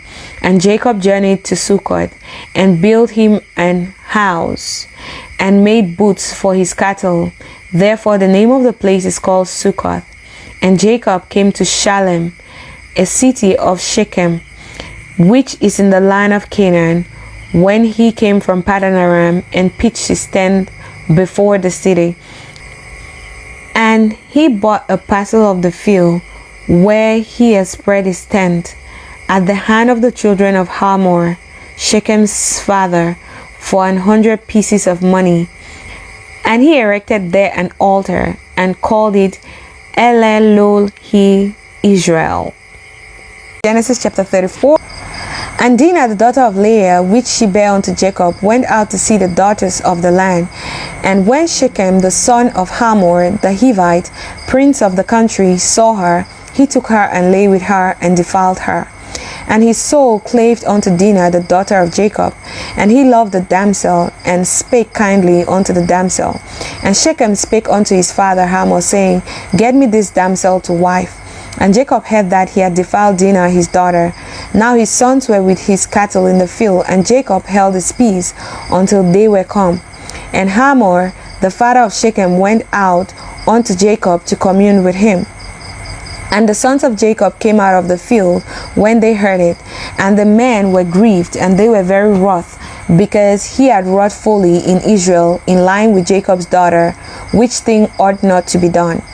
And Hamor communed with them, saying, The soul of my son Shechem longeth for your daughter. I pray you give her him to wife. And make ye marriages with us, and give your daughters unto us, and take our daughters unto you. And ye shall dwell with us, and the land shall be before you. Dwell and trade ye therein, and get your possessions therein. And Shechem said unto her father, unto her brethren, Let me find grace in your eyes, and what ye shall say unto me, I'll give. Ask me never so much dowry and gift. Ask me never so much dowry and gift, and I'll give according as ye shall say unto me, but give me the damsel to wife. And the sons of Jacob answered Shechem and Hamor his father deceitfully, and said, Because he had defiled Dinah their sister. And they said unto them, We cannot do this thing, to give our sister to one that is uncircumcised, for that were a reproach unto us. But in this will we consent unto you, if ye will be as we be, that every male of you be circumcised. Then will we give our daughters unto you, and we will take your daughters to us, and we will dwell with you, and we will become one people. But if ye will not hearken unto us to be circumcised, then we will take our daughter, and will be gone. And their words pleased Hamor and Shechem, Hamor's son. And the young man deferred deferred not to do the thing, because he had delight in Jacob's daughter, and he was more honorable than all those of his father. And Hamor and Shechem his son came unto the gate of their city, and communed with the men of their city, saying, These men are peaceable with us, therefore let them dwell in the land, and trade therein. For the land, behold, it is large enough for them. Let us take their daughters to us for wives, and let us give them our daughters. Only herein will the men consent unto us for to dwell with us, to be one people. If every male amongst us be circumcised, as they are circumcised, shall not their cattle and their substance and every beast of theirs be ours? Only let us consent unto them, and they will dwell with us. And unto Hamor and unto Shechem his son hearkened all that went out of the gate of his city, and every male was circumcised, all that went out of the gate of his city. And it came to pass on the third day, when they were sore, that two of the sons of Jacob, Simeon and Levi, Dinah's brethren, took each man his sword, and came upon the city boldly, and slew all the males. And they slew Hamor and Shechem his son with the edge of the sword, and took Dinah out of Shechem's house, and went out. The sons of Jacob came upon the slain, and spoiled the city, because they had defiled their sister. They took their sheep, and their oxen, and their asses, and that which was in the city, and that which was in the field, and all their wealth, and all their little ones, and their wives took they captive, and spoiled even all that was in the house. And Jacob said to Simeon and Levi, Ye have troubled me, to make me to stink among the inhabitants of the land, among the Canaanites and the Perizzites. And I being few in number, they shall gather themselves together against me and slay me, and I shall be destroyed, I and my house. And they said, Should he deal with our sister as with an harlot? Genesis chapter 35. And God said unto Jacob, Arise, go up to Bethel, and dwell there, and make there an altar unto God, that appeared unto thee when thou fleddest from the face of Esau thy brother. Then Jacob said unto his household, and to all that were with him, Put away the strange gods, and that are among you, and be clean, and change your garments. And let us arise and go up to Bethel, and I'll make there an altar unto God, who answered me in the day of my distress, and was with me in the way which I went. And they gave unto Jacob all the strange gods which were in their hands, and all their earrings which were in their ears, and Jacob hid them under the oak which was by Shechem. And they journeyed, and the terror of God was upon the cities that were round about them, and they did not pursue after the sons of Jacob. So Jacob came to Luz, which is in the land of Canaan, that is Bethel, he and all the people that were with him. And he built there an altar, and called the place El Bethel, because there God appeared unto him when he fled from the face of his brother. But Deborah, Rebekah's niece, died, and she was buried beneath Bethel under an oak, and the name of it was called Alon Bachut. And God appeared unto Jacob again when he came out of Paddan Aram, and blessed him. And God said unto him, Thy name is Jacob, thy name shall not be called any more Jacob, but Israel shall be thy name. And he called his name Israel. And God said unto him, I am God Almighty, be fruitful and multiply. A nation and a company of nations shall be of thee, and kings shall come out of thy loins. And the land which I gave Abraham and Isaac, to thee I'll give it, and to thy seed after thee will I give the land. And God went up from him in the place where he talked with him. And Jacob set up a pillar in the place where he talked with him, even a pillar of stone, and he poured a drink offering thereon, and he poured oil thereon. And Jacob called the name of the place where God spake with him, Bethel. And they journeyed from Bethel, and there was but a little way to come to Ephrath. And Rachel travailed, and she had hard labor. And it came to pass, when she was in hard labor, that the midwife said unto her, Fear not, thou shalt have this son also. And it came to pass, as her soul was in departing, for she died, that she called his name Benonim, but his father called him Benjamin. And Rachel died and was buried in the way to Ephrath, which is in Bethlehem. And Jacob set a pillar upon her grave, that is the pillar of Rachel's grave until this day.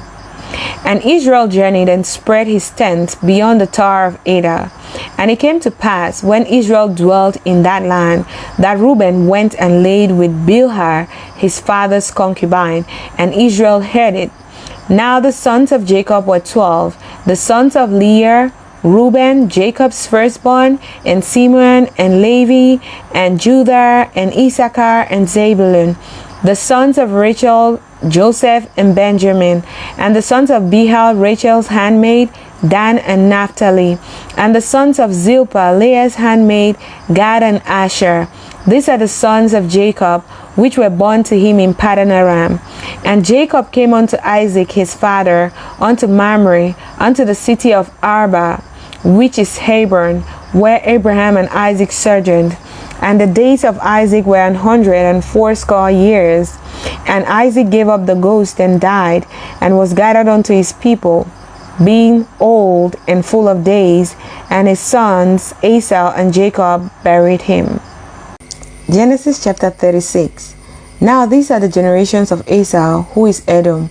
Esau took his wife of the daughters of Canaan, Adar, the daughter of Elon the Hittite, and Aholibamah, the daughter of Anna, the daughter of Zibeon the Hivite, and Beshemath, Ishmael's daughter, sister of Nebajod, and Adar Bari to Esau, Eliphaz, and Bashemath, Ruel, and Aholibamah, Jeush, and Jalam, and Korah. These are the sons of Esau, which were born unto him in the land of Canaan. And Esau took his wives, and his sons, and his daughters, and all the persons of his house, and his cattle, and all his beasts, and all his substance, which he had got in the land of Canaan, and went into the country from the face of his brother Jacob. For their riches were more than they might dwell together, and the land wherein they were strangers could not bear them, because of their cattle. Thus dwelt Esau in Mount Seir. Esau is Edom. And these are the generations of Esau, the father of the Edomites, in Seir. These are the names of Esau's sons: Eliphaz, the son of Ada, the wife of Esau; Ruel, the son of Bashemath, the wife of Esau.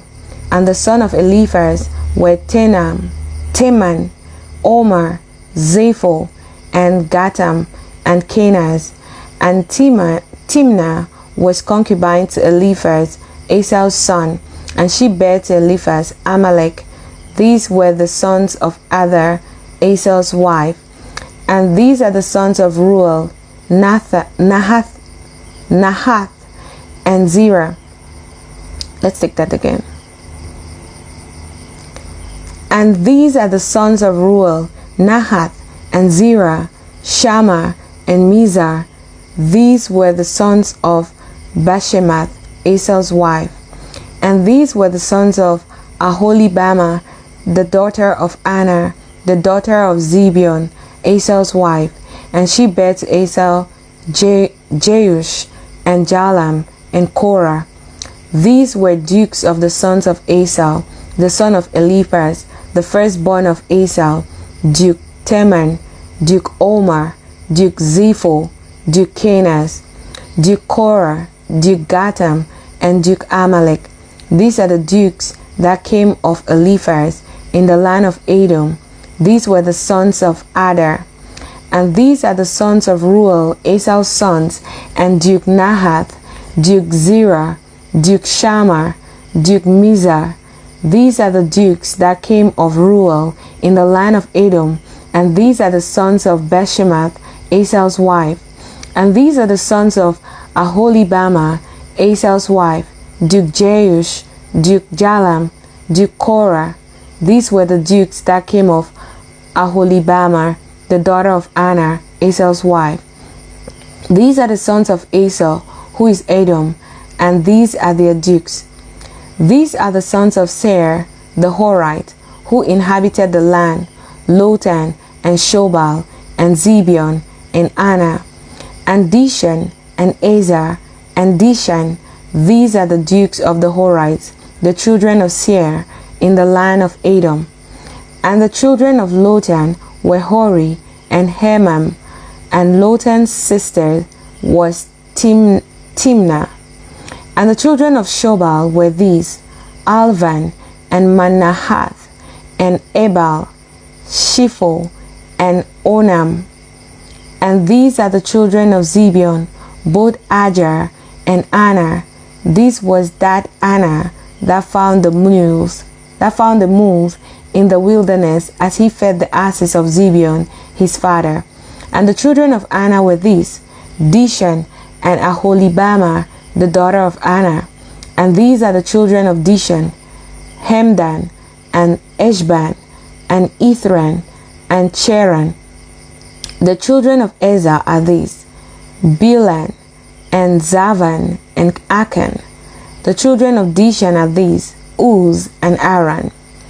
These are the dukes that came of the Horites, Duke Loktan, Duke Shobal, Duke Zibeon, Duke Anna, Duke Dishan, Duke Ezer, Duke Dishan.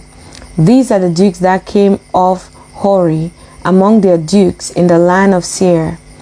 And these are the kings that reigned in the land of Edom, before they reigned any king over the children of Israel.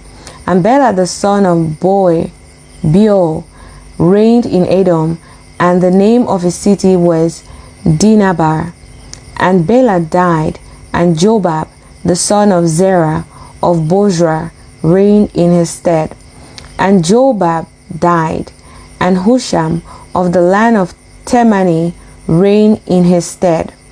And Husham died, and Hadad the son of Bedad, who smote Midian in the field of Moab, reigned in his stead. And the name of his city was Avid. And Hadad died, and Samlah of Masrekah reigned in his stead. And Samlah died, and Saul of Rehoboth by the river reigned in his stead. And Saul died, and Balanan the son of Achbor reigned in his stead. And Balanan the son of Achbor died, and Hadar reigned in his stead. And the name of his city was Paul, and his wife's name was Mehetabel, the daughter of Matred, the daughter of Mezahab. And these are the names of the dukes that came of Esau, according to their families, after their places, by their names: Duke Timnah, Duke Alvar, Duke Jethet, Duke Alohibamar, Duke Elah, Duke Pinon, Duke Kenaz, Duke Teman, Duke Mizbah, Duke Madiel, Duke Iram. These be the dukes of Edom, according to their habitations, in the land of their possession. He is Esau, the father of the Edomites. Genesis chapter 37. And Jacob dwelled in the land wherein his father was a stranger, in the land of Canaan. These are the generations of Jacob. Joseph, being 17 years old, was feeding the flock with his brethren, and the lad was with the sons of Bilhah, and with the sons of Zilpah, his father's wives. And Joseph brought unto his father their evil report. Now Israel loved Joseph more than all his children, because he was the son of his old age, and he made him a coat of many colors.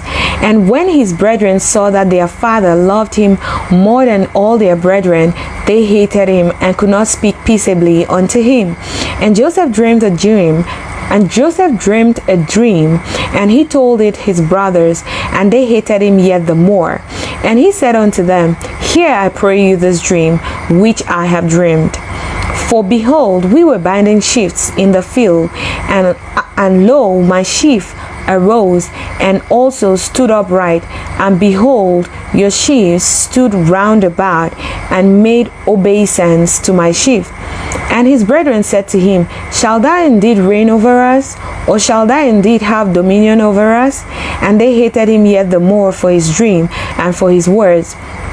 And he dreamed yet another dream, and told it his brethren, and said, Behold, I have dreamed a dream more.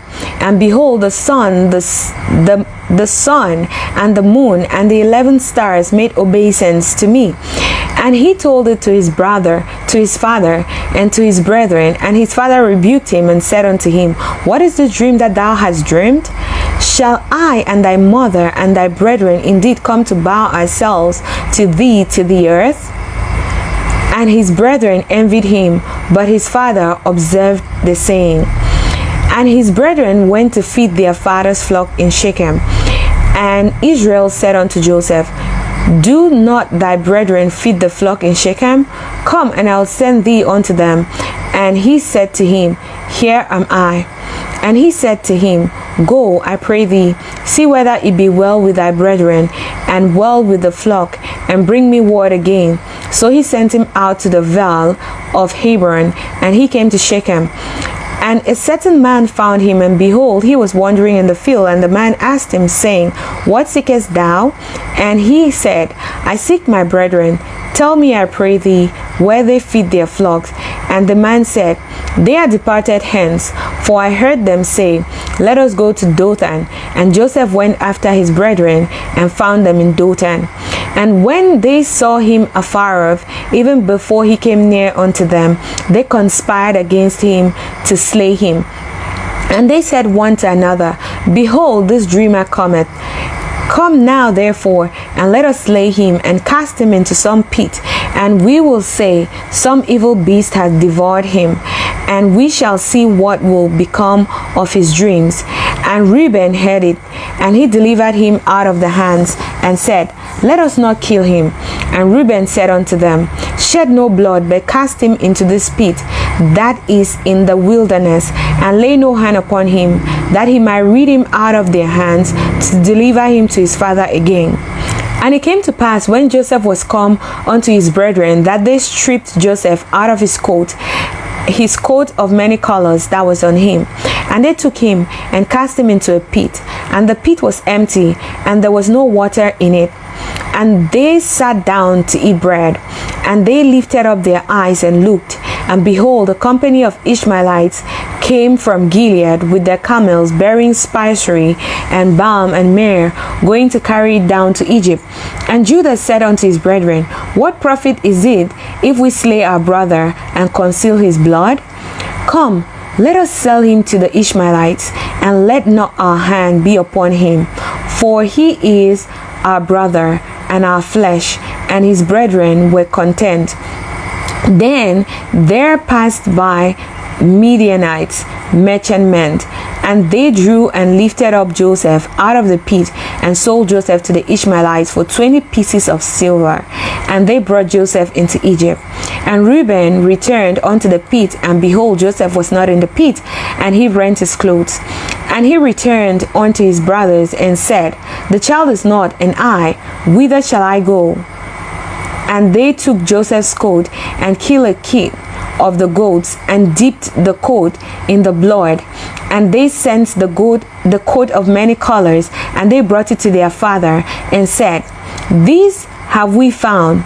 Know now whether it be thy son's coat or no.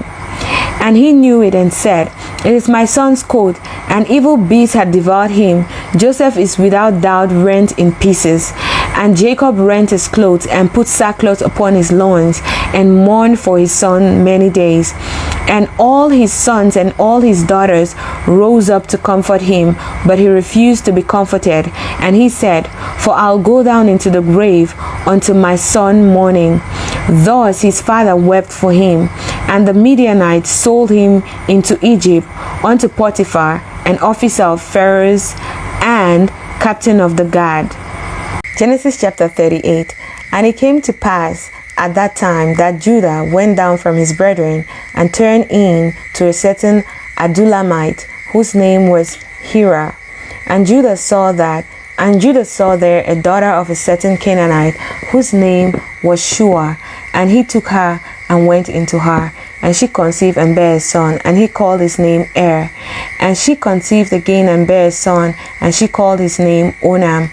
And she yet again conceived and bare a son, and called his name Shelah.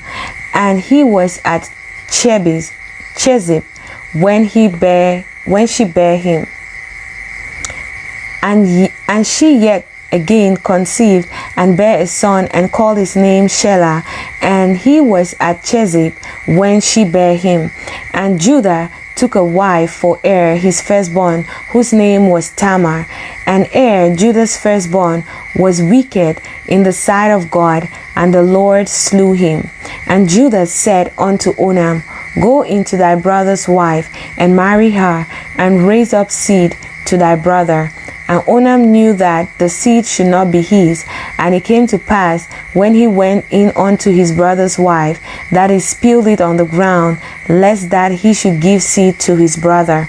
And the thing which it did displeased the Lord, wherefore he slew him also. Then said Judah to Tamar his daughter-in-law, Remain a widow at thy father's house till Selah my son be grown. For he said, Lest peradventure he die also, as his brethren did. And Tamar went and dwelt in her father's house. And in the process of time, the daughter of Shua, Judah's wife, died. And Judah was comforted, and went up unto his sheep shearers to Timnath, he and his friend Hira the Adullamite. And it was told Tamar, saying, Behold, thy father-in-law goeth up to Timnath to shear his sheep. And she put her widow's garment off from her, and covered her with a veil, and wrapped herself, and sat in an open place which is by the way to Timnath. For she saw that Shelah was grown, and she was not given unto him to wife. When Judah saw her, he thought her to be an harlot, because she had covered her face. And he turned unto her by the way, and said, Go to, I pray thee, let me come in unto thee. For he knew not that she was his daughter-in-law. And she said, What wilt thou give me, that thou mayest come into me? And he said, I'll send thee a kid from the flock. And she said, Wilt thou give me a pledge till thou send it? And he said, What pledge shall I give thee? And she said, Thy signet, and the bracelets, and thy staff, that is in thine hand. And he gave it to her, and came in unto her, and she conceived by him. And she arose and went away, and laid by her veil from her, and put on the garment of her widowhood. And Judah sent the kid by the hand of his friend the Adullamite to receive his pledge from the woman's hand, but he found her not. Then he asked the men of the place, saying, Where is the harlot that was openly by the wayside? And they said, There was no harlot in this place.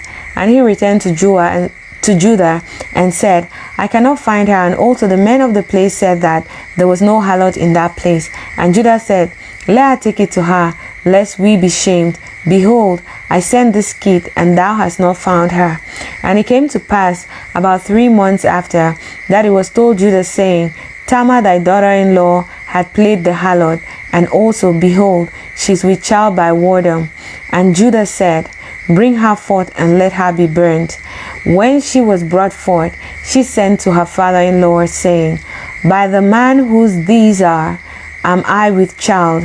And she said, Discern, I pray thee, who are these, the signet, the bracelets, and the staff? And Judah acknowledged them and said, She had been more righteous than I, because I gave her not to Shelah my son, and he knew her again no more. And it came to pass in time of her travail, that behold, twin were in her womb. And it came to pass when she travailed, that the one put out his hand, and the midwife took and bound upon him a scarlet thread, saying, This came out first. And it came to pass, as he drew back his hand, that behold, his brother came out.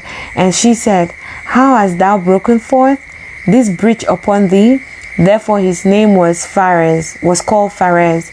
And afterward came out his brother that had the scarlet thread upon his hand, and his name was called Zara. Genesis chapter 39. And Joseph was brought down to Egypt, and Potiphar, an officer of Pharaoh, captain of the guard, an Egyptian, bought him of the hands of the Ishmaelites, which had brought him down thither. And the Lord was with Joseph, and he was a prosperous man, and he was in the house of his master the Egyptian. And his master saw that the Lord was with him, and saw that the Lord made all that he did to prosper in his hands. And Joseph found grace in his sight, and he served him, and he made him overseer over his house, and all that he had put into his hand.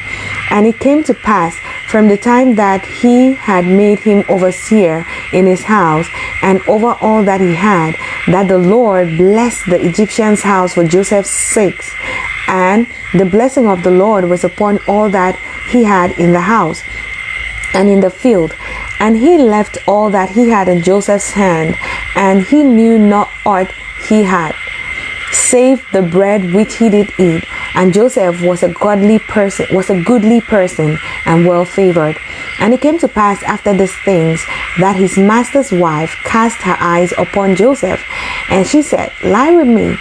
But he refused, and said unto his master's wife, Behold, my master wotteth not what is with me in the house, and he had committed all that he had to my hand.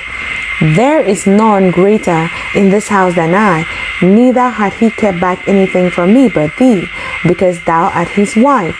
How then can I do this great wickedness and sin against God?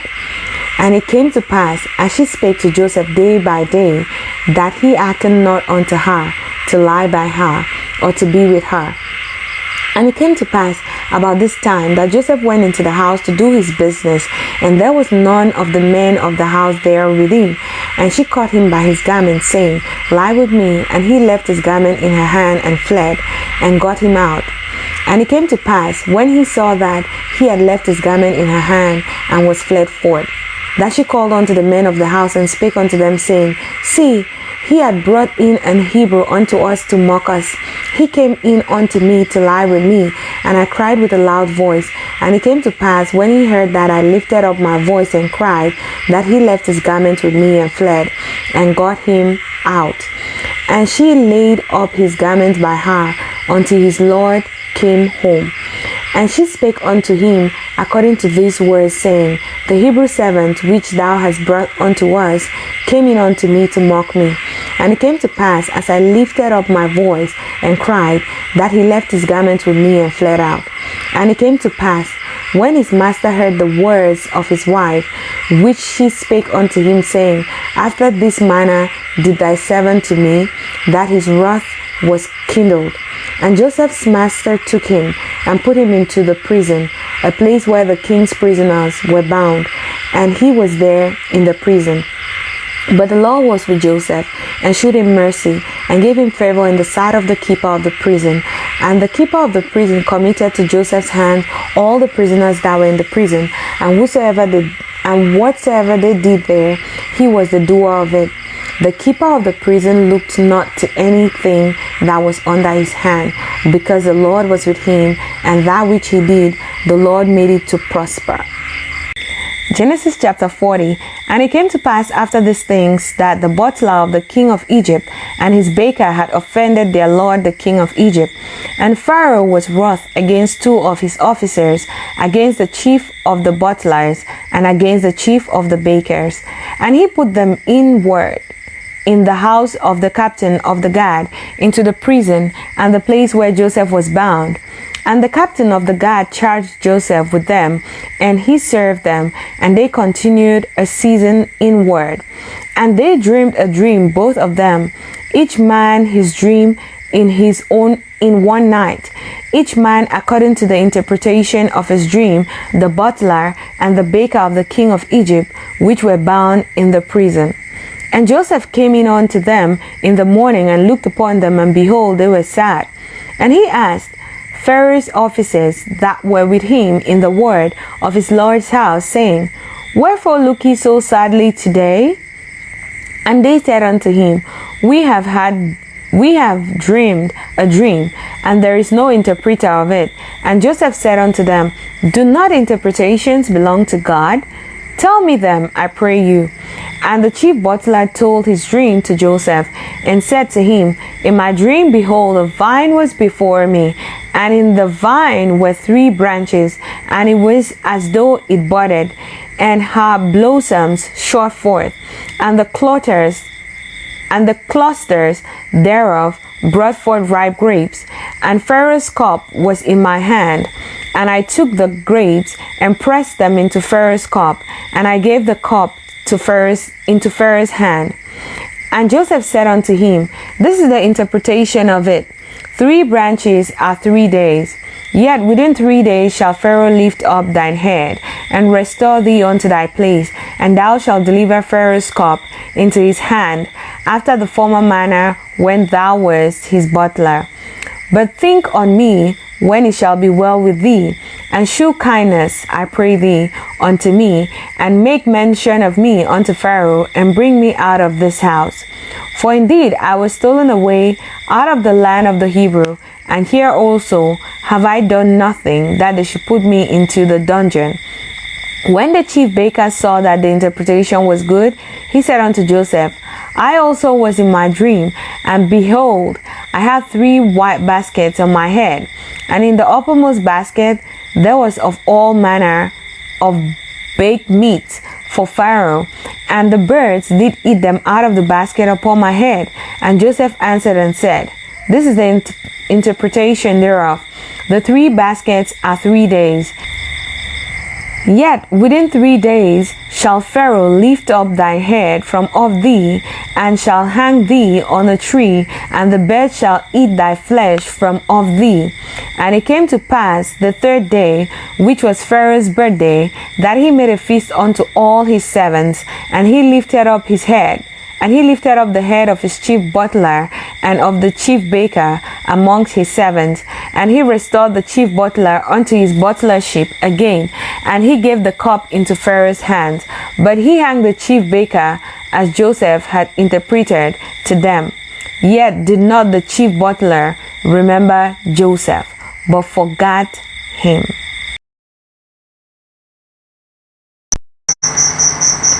Genesis chapter 41. And it came to pass at the end of 2 full years that Pharaoh dreamed, and behold, he stood by the river, and behold, there came up out of the river 7 well-favored kine and fat-fleshed, and they fed in a meadow. And behold, 7 other kine came up after them out of the river, ill-favored and lean-fleshed, and stood by the other kine upon the brink of the river.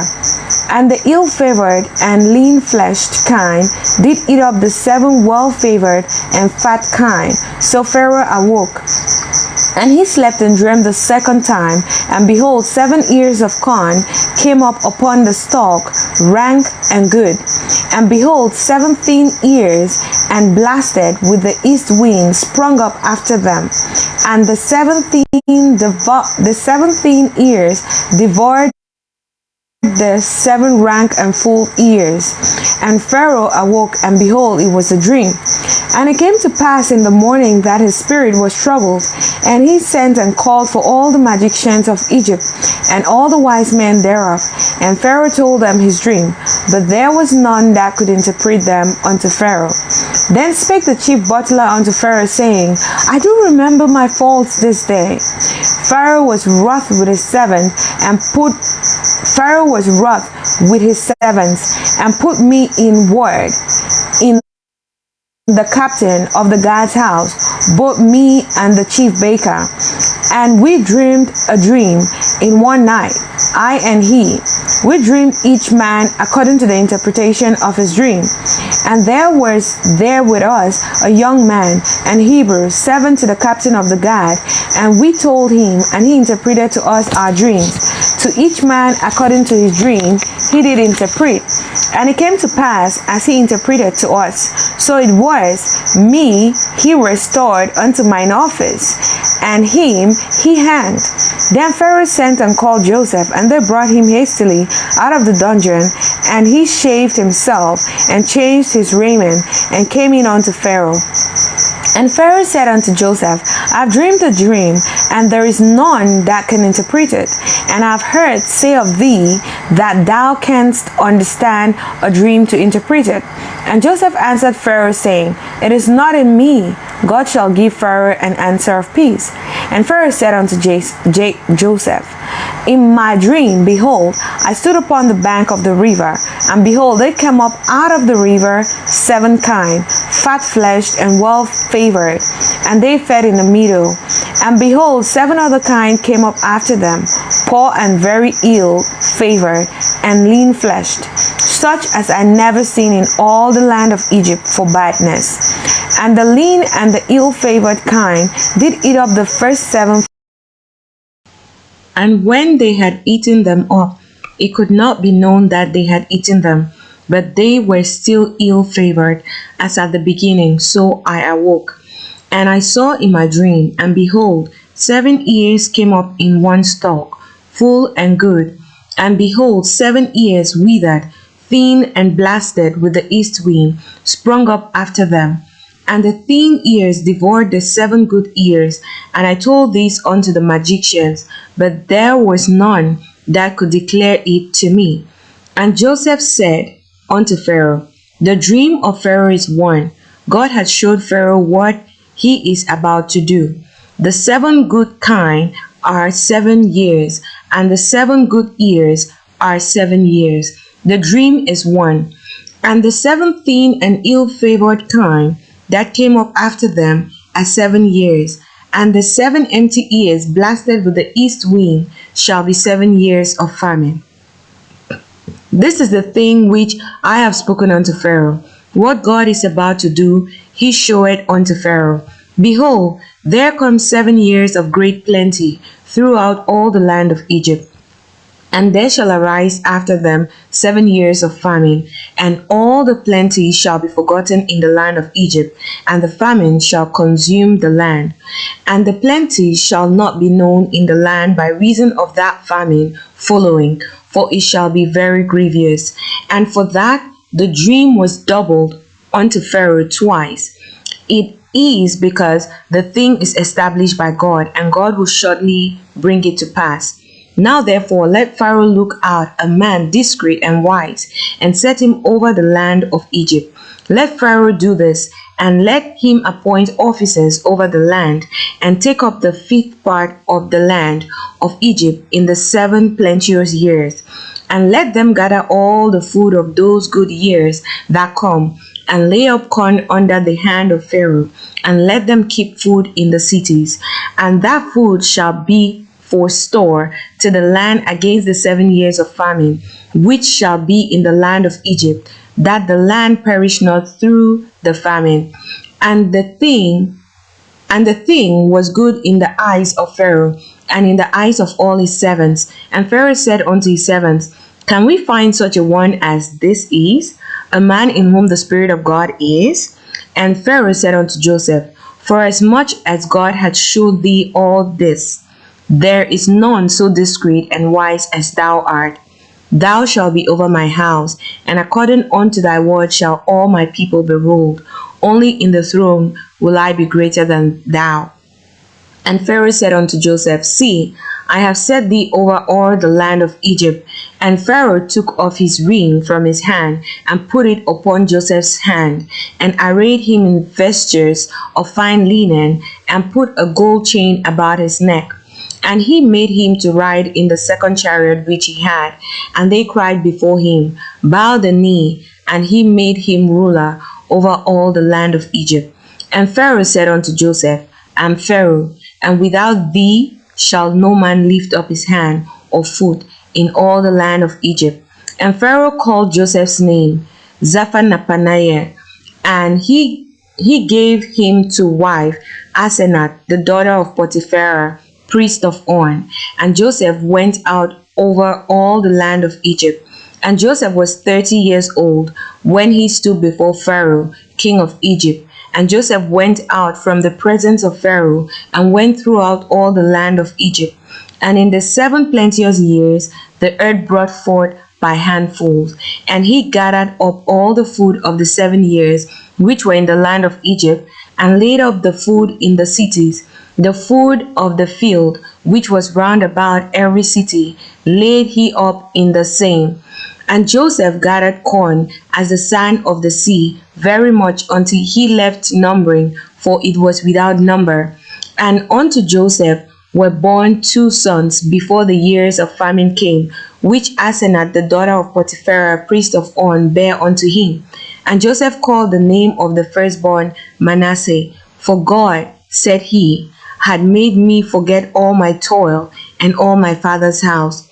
And the name of the second called he Ephraim, for God had caused me to be fruitful in the land of my affliction. And the 7 years of plenteousness that was in the land of Egypt were ended, and the 7 years of death began to come, according as Joseph had said. And the death was in all lands, but in all the land of Egypt there was bread.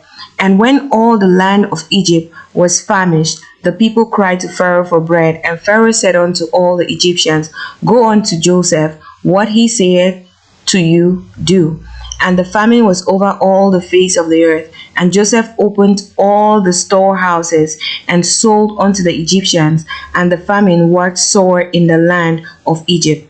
And all countries came into Egypt to Joseph for to buy corn, because that the famine was so sore in all lands. Genesis chapter 42. Now when Jacob saw that there was corn in Egypt, Jacob said unto his sons, Why do ye look one upon another? And he said, Behold, I have heard that there is corn in Egypt. Get you down thither, and buy for us some from thence, that we may live and not die. And Joseph's 10 brothers went down to buy corn in Egypt. But Benjamin, Joseph's brother, Jacob sent not with his brethren, for he said, Lest peradventure mischief befall him. And the sons of Israel came to buy corn amongst those that came, for the famine was in the land of Canaan. And Joseph was the governor over the land, and he it was that sold to all the people of the land. And Joseph's brethren came and bowed down themselves before him with their faces to the earth. And Joseph saw his brethren, and he knew them, but made himself strange unto them, and spake roughly unto them. And he said unto them, Whence come ye? And they said, From the land of Canaan to buy food. And Joseph knew his brethren, but they knew him not. And Joseph remembered the dreams which he dreamed of them, and said unto them, Ye are spies, to see the nakedness of the land ye are come. And they said unto him, Nay, my lord, but to buy food are thy servants come. We are all one man's sons. We are true men. Thy servants are no spies. And he said unto them, Nay, but to see the nakedness of the land ye are come. And they said, Thy servants are 12 brethren, the sons of one man, in the land of Canaan. And behold, the youngest is this day with our father, and one is not. And Joseph said unto them, That is it, that I spake unto you, saying, Ye are spies. Hereby ye shall be proved.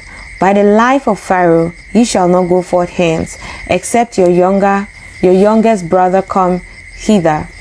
Send one of you, and let him fetch your brother, and ye shall be kept in prison, that your words may be proved, whether there be any truth in you, or else by the life of Pharaoh surely ye are spies. And he put them together in the word 3 days. And Joseph said unto them, The 3rd day this do, and leave, for I fear God. If ye be true men, let one of your brethren be bound in the house of your prison. Go ye, carry corn for the famine of your houses, but bring your youngest brother unto me. So shall your words be verified, and ye shall not die. And they did so. And they said one to another, We are very guilty concerning our brother, in that we saw the anguish of his soul when he besought us, and we would not hear. Therefore is this distress come upon us. And Reuben answered them, saying, Spake I not unto you, saying, Do not sin against the child, and ye would not hear? Therefore, behold, also his blood is required. And they knew not that Joseph understood them, for he spake unto them by an interpreter. And he turned himself about from them and wept, and returned to them again, and communed with them, and took from them Simon, and bound him before their eyes. Then Joseph commanded to fill their sacks with corn, and to restore every man's money into his sack, and to give them provision for the way. And thus did he unto them.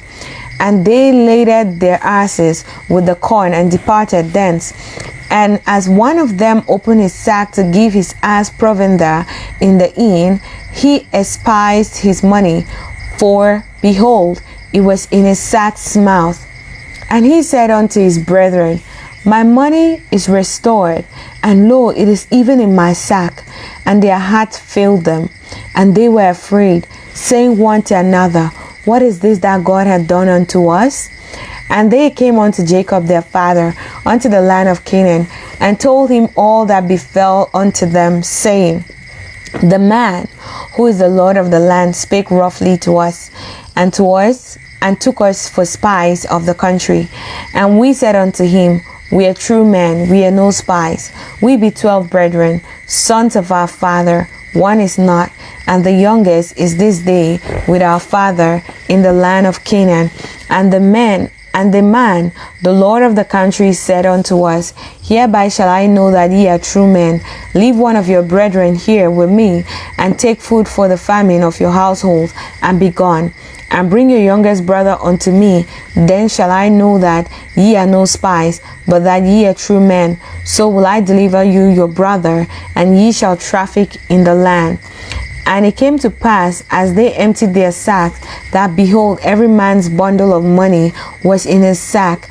And when both they and their father saw the bundles of money, they were afraid. And Jacob their father said unto them, Me have ye bereaved of my children. Joseph is not, and Simon is not, and ye will take Benjamin away. All these things are against me. And Reuben spake unto his father, saying, Slay my 2 sons, if I bring him not to thee.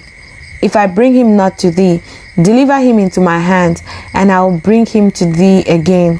And he said, My son shall not go down with you, for his brother is dead, and he is left alone.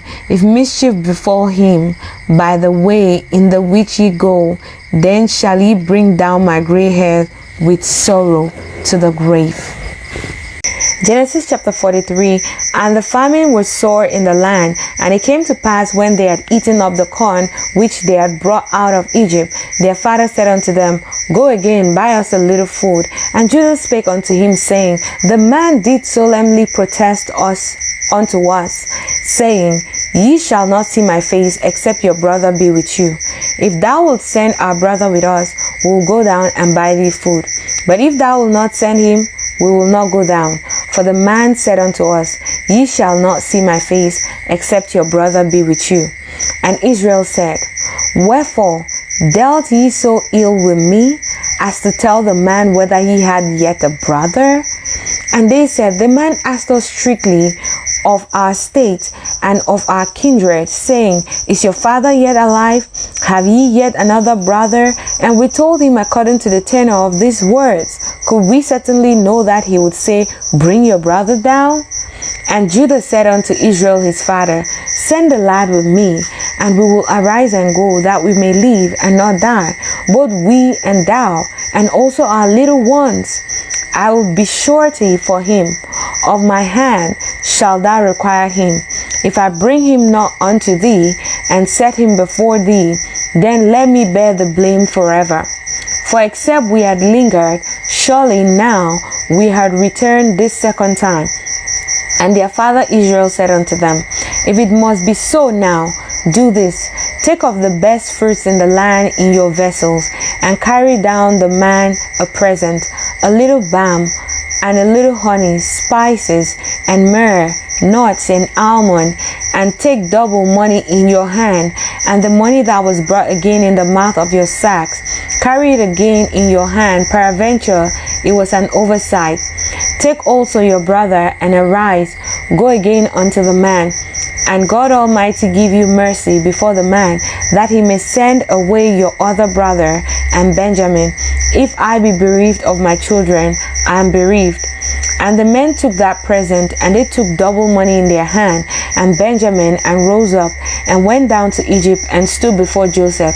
And when Joseph saw Benjamin with them, he said to the ruler of his house, Bring this man home, and slay, and make ready, for this man shall dine with me at noon. And the men did as Joseph bade, and the man brought the men into Joseph's house. And the men were afraid, because they were brought into Joseph's house. And they said, Because of the money that was returned in our sacks at the first time, are we brought in, that he may seek occasion against us, and fall upon us, and take us for bondmen and our asses. And they came near to the steward of Joseph's house, and they communed with him at the door of the house, and said, O sir, we came indeed down at the first time to buy food. And it came to pass, when we came to the inn, that we opened our sacks, and behold, every man's money was in the mouth of his sack, our money in full weight, and we have brought it again in our hand. And the other money have we brought down in our hands to buy food. We cannot tell who put our money in our sacks. And he said, Peace be to you. Fear not your God. Fear not, your God and the God of your father had given you treasure in your sacks. I had your money. And he brought Simeon out unto them. And the man brought the men into Joseph's house, and gave them water, and they washed their feet, and he gave their asses provender. And they made ready the present against Joseph, came at noon. For they heard that they should eat bread there. And when Joseph came home, they brought him the present which was in their hands into the house, and bowed themselves to him to the earth. And he asked them of their welfare, and said, Is your father well, the old man of whom he spake? Is he yet alive? And they answered, Thy servant our father is in good health, he is yet alive. And they bowed their heads and made obeisance. And he lifted up his eyes and saw his brother Benjamin, his mother's son, and said, Is this your younger brother of whom you spake unto me? And he said, God be gracious unto thee, my son. And Joseph made haste, for his bowels did yearn upon his brother, and he sought where to weep. And he entered into his chamber and wept there. And he washed his face and went out, and refrained himself, and said, Set on bread.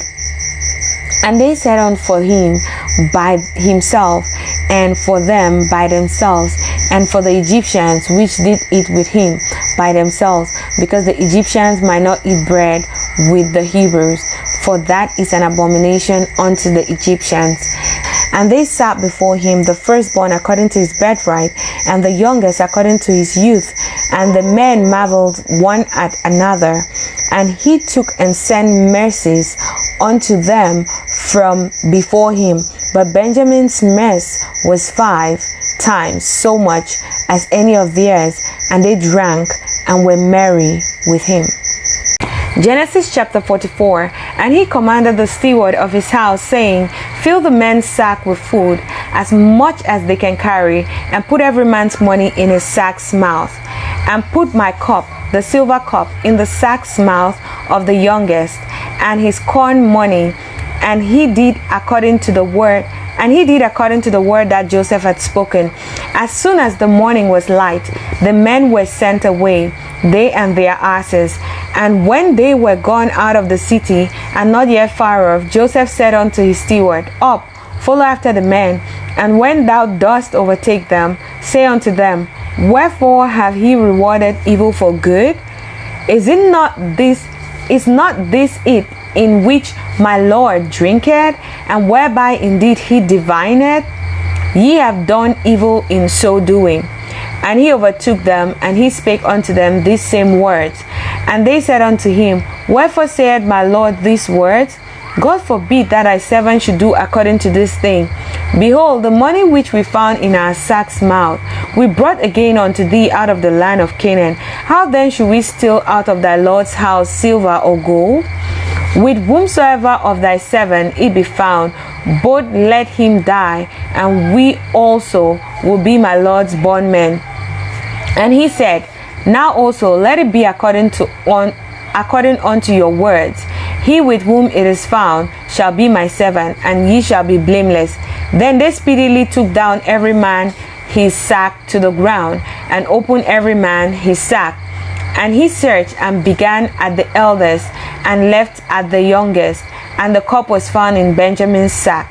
Then they rent their clothes, and laded every man his ass, and returned to the city. And Judah and his brother came to Joseph's house, for he was yet there. And they fell before him on the ground. And Joseph said unto them, What deed is this that ye have done? Wot ye not that such a man as I can certainly divine? And Judah said, What shall we say unto my Lord? What shall we speak? Or how shall we clear ourselves? God had found out the iniquity of thy servants. Behold, we are my Lord's servants, both we, and he also with whom the cup is found. And he said, God forbid that I should do so.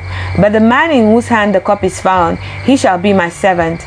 And as for you, get you up in peace unto your father. Then Judah came near unto him and said, O my Lord, let thy servant, I pray thee, speak a word in my Lord's ears, and let not thine anger burn against thy servant, for thou art even as Pharaoh. My Lord asked his servant, saying, Have ye a father or a brother? And we said unto my Lord, We have a father, an old man, and a child of his old age, a little one, and his brother is dead, and he alone is left of his mother, and his father loveth him. And thou saidest unto thy servants, Bring him down unto me, that I may set my eyes upon him. And we said unto my Lord, The lad cannot leave his father, for if he should leave his father would die. And thou saidest unto thy servant, Except your younger brother come down with you, ye shall see my face no more. And it came to pass, when we came upon unto thy servant my father, we told him the words of my Lord. And our father said, Go again and buy us a little food. And we said, We cannot go down if our youngest brother be with us. And we said, We cannot go down. If our youngest brother be with us, then we will go down. For we may not see the man's face, except our youngest brother be with us. And thy servant my father said unto us, Ye know that my wife bare me 2 sons, and the one went out from me. And I said, Surely he is torn in pieces, and I saw him not since.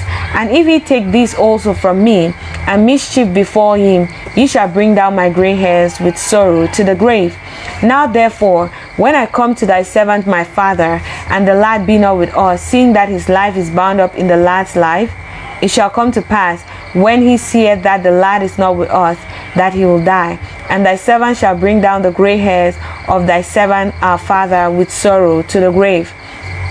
For thy servant became surety for the lad unto my father, saying, If I bring him not unto thee, then I shall bear the blame to my father forever. Now therefore I pray thee, let thy servant abide instead of the lad, a bondman to my Lord, and let the lad go up with his brethren.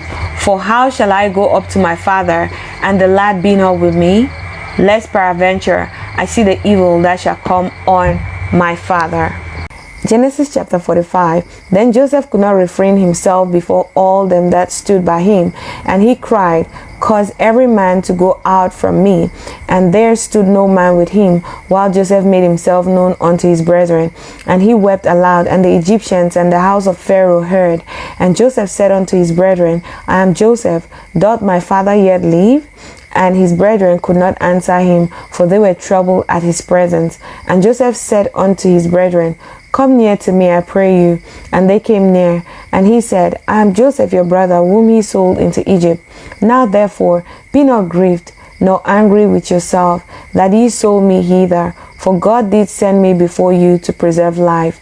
For these 2 years had the famine been in the land, and yet there are 5 years in which there shall neither be airing nor harvest. And God sent me before you to preserve you a posterity in the earth, and to save your lives by a greater deliverance.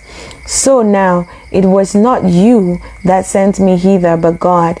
And he had made me a father to Pharaoh, and lord of all his house, and a ruler throughout all the land of Egypt. Haste ye, and go up to my father, and say unto him, Thus saith thy son Joseph, God hath made me Lord of all Egypt. Come down unto me, tarry not. And thou shalt dwell in the land of Goshen, and thou shalt be near unto me, thou and thy children, and thy children's children, and thy flock, and thy herds, and all that thou hast. And there will I nourish thee, for yet there are 5 years of famine, lest thou and thy household, and all that thou hast, come to poverty. And behold, your eyes see, and the eyes of my brother Benjamin, that it is my mouth that speaketh unto you.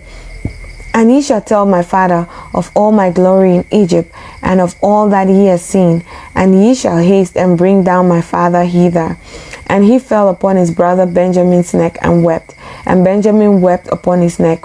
Moreover, he kissed all his brethren and wept upon them.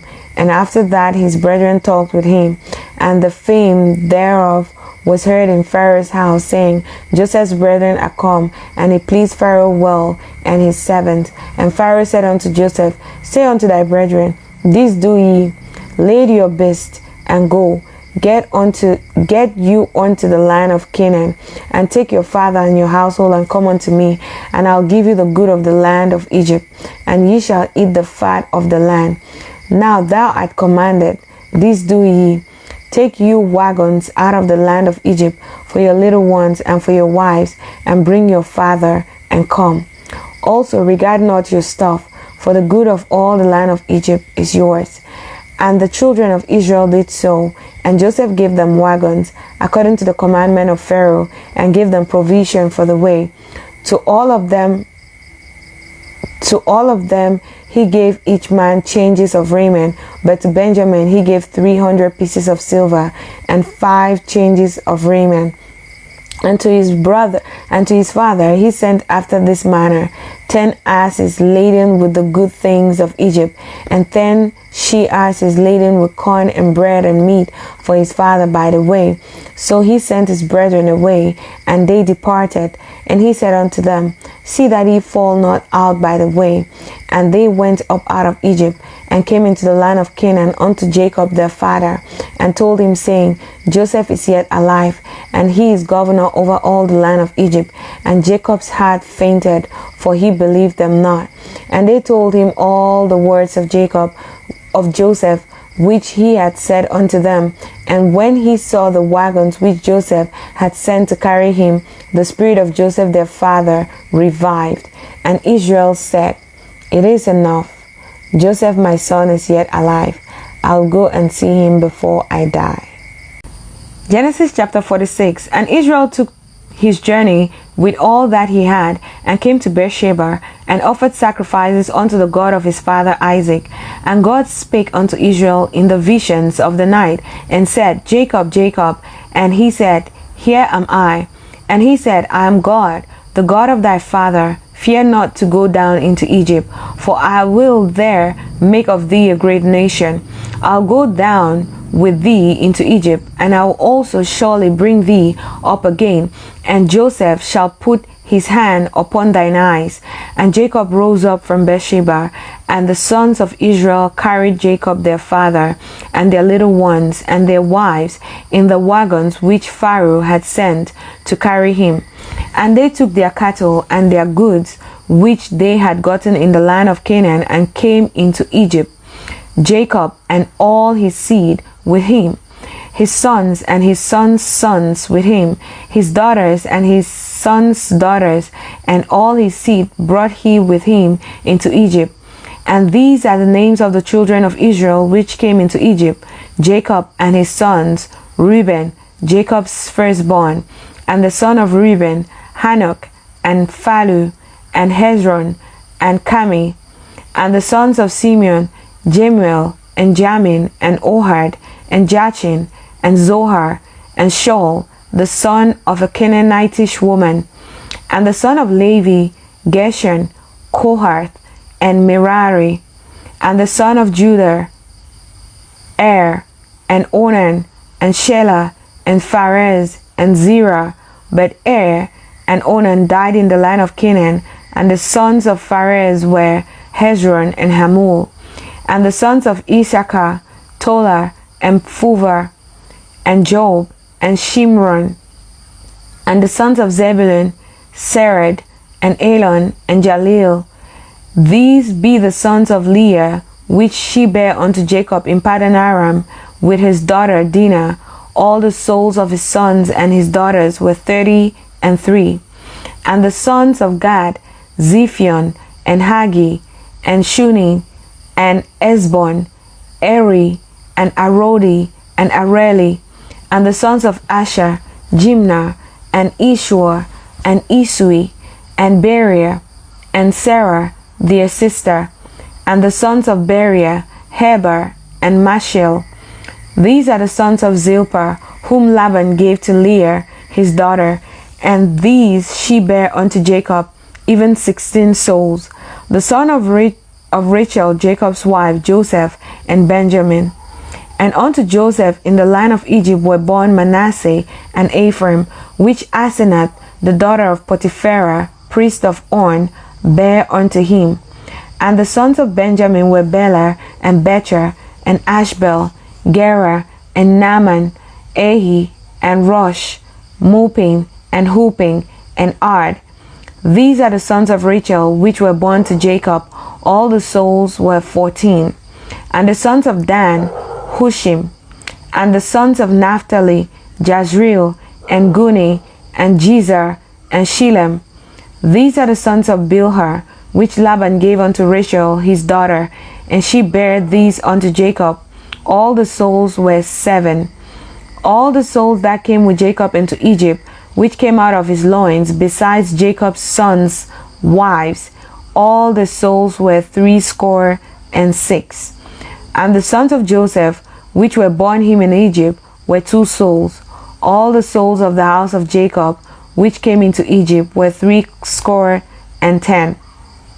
And he sent Judah before him unto Joseph, to direct his face unto Goshen. And they came into the land of Goshen. And Joseph made ready his chariot, and went up to meet Israel his father to Goshen, and presented himself unto him. And he fell on his neck, and wept on his neck a good while. And Israel said unto Joseph, Now let me die, since I have seen thy face, because thou art yet alive. And Joseph said unto his brethren, and unto his father's house, I'll go up and shew Pharaoh, and say unto him, My brethren and my father's house, which were in the land of Canaan, are come unto me. And the men are shepherds, for their trade had been to feed cattle, and they have brought their flocks, and their herds, and all that they have. And it shall come to pass, when Pharaoh shall call you, and shall say, What is your occupation? That ye shall say, Thy servant's trade had been about cattle from our youth even until now, both we, and also our fathers, that ye may dwell in the land of Goshen, for every shepherd is an abomination unto the Egyptians. Genesis chapter 47. Then Joseph came and told Pharaoh, and said, My father and my brethren and their flock and their herds and all that they have are come out of the land of Canaan, and behold, they are in the land of Goshen. And he took some of his brethren, even 5 men, and presented them unto Pharaoh. And Pharaoh said unto his brethren, What is your occupation? And they said unto Pharaoh, Thy servants are shepherds, both we and our fathers. They said moreover unto Pharaoh, For to sojourn in the land are we come, for thy servants have no pasture for their flock, for the famine is sore in the land of Canaan. Now therefore we pray thee, let thy servants dwell in the land of Goshen. And Pharaoh spake unto Joseph, saying, Thy father and thy brethren are come unto thee. The land of Egypt is before thee. In the best of the land make thy father and brethren to dwell. In the land of Goshen let them dwell. And if thou knowest any men of activity among them, then make them rulers over my cattle. And Joseph brought in Jacob his father, and sent him before Pharaoh. And Jacob blessed Pharaoh. And Pharaoh said unto Jacob, How old art thou? And Jacob said unto Pharaoh, The days of the years of my pilgrimage are in 130 years. few and evil have the days of the years of my life been, and have not attained unto the days of the years of the life of my fathers in the days of their pilgrimage. And Jacob blessed Pharaoh, and went out from before Pharaoh. And Joseph placed his father and his brethren, and gave them a possession in the land of Egypt, in the best of the lands, in the land of Ramses, as Pharaoh had commanded. And Joseph nourished his father and his brethren and all his father's household with bread according to their families.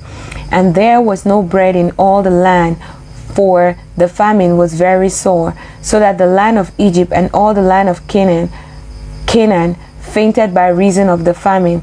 And Joseph gathered up all the money that was found in the land of Egypt and in the land of Canaan for the corn which they bought. And Joseph brought the money into Pharaoh's house. And when money failed in the land of Egypt and in the land of Canaan, all the Egyptians came unto Joseph and said, Give us bread, for why should we die in thy presence? For the money faileth. And Joseph said, Give your cattle, and I'll give you for your cattle, if money fail. And they brought their cattle unto Joseph, and Joseph gave them bread in exchange for horses, and for the flocks, and for the cattle of the herds, and for the asses. And he fed them with bread for all their cattle for that year. When that year was ended, they came unto him the second year, and said unto him, We will not hide it from my lord, how that our money is spent. My lord also had our heads of cattle. There is not aught left in the sight of my lord, but our bodies and our lands. Wherefore shall we die before thine eyes, both we and our land? Buy us and our lands for bread, and we and our land will be servants unto Pharaoh, and give us seed, that we may live and not die, that the land be not desolate.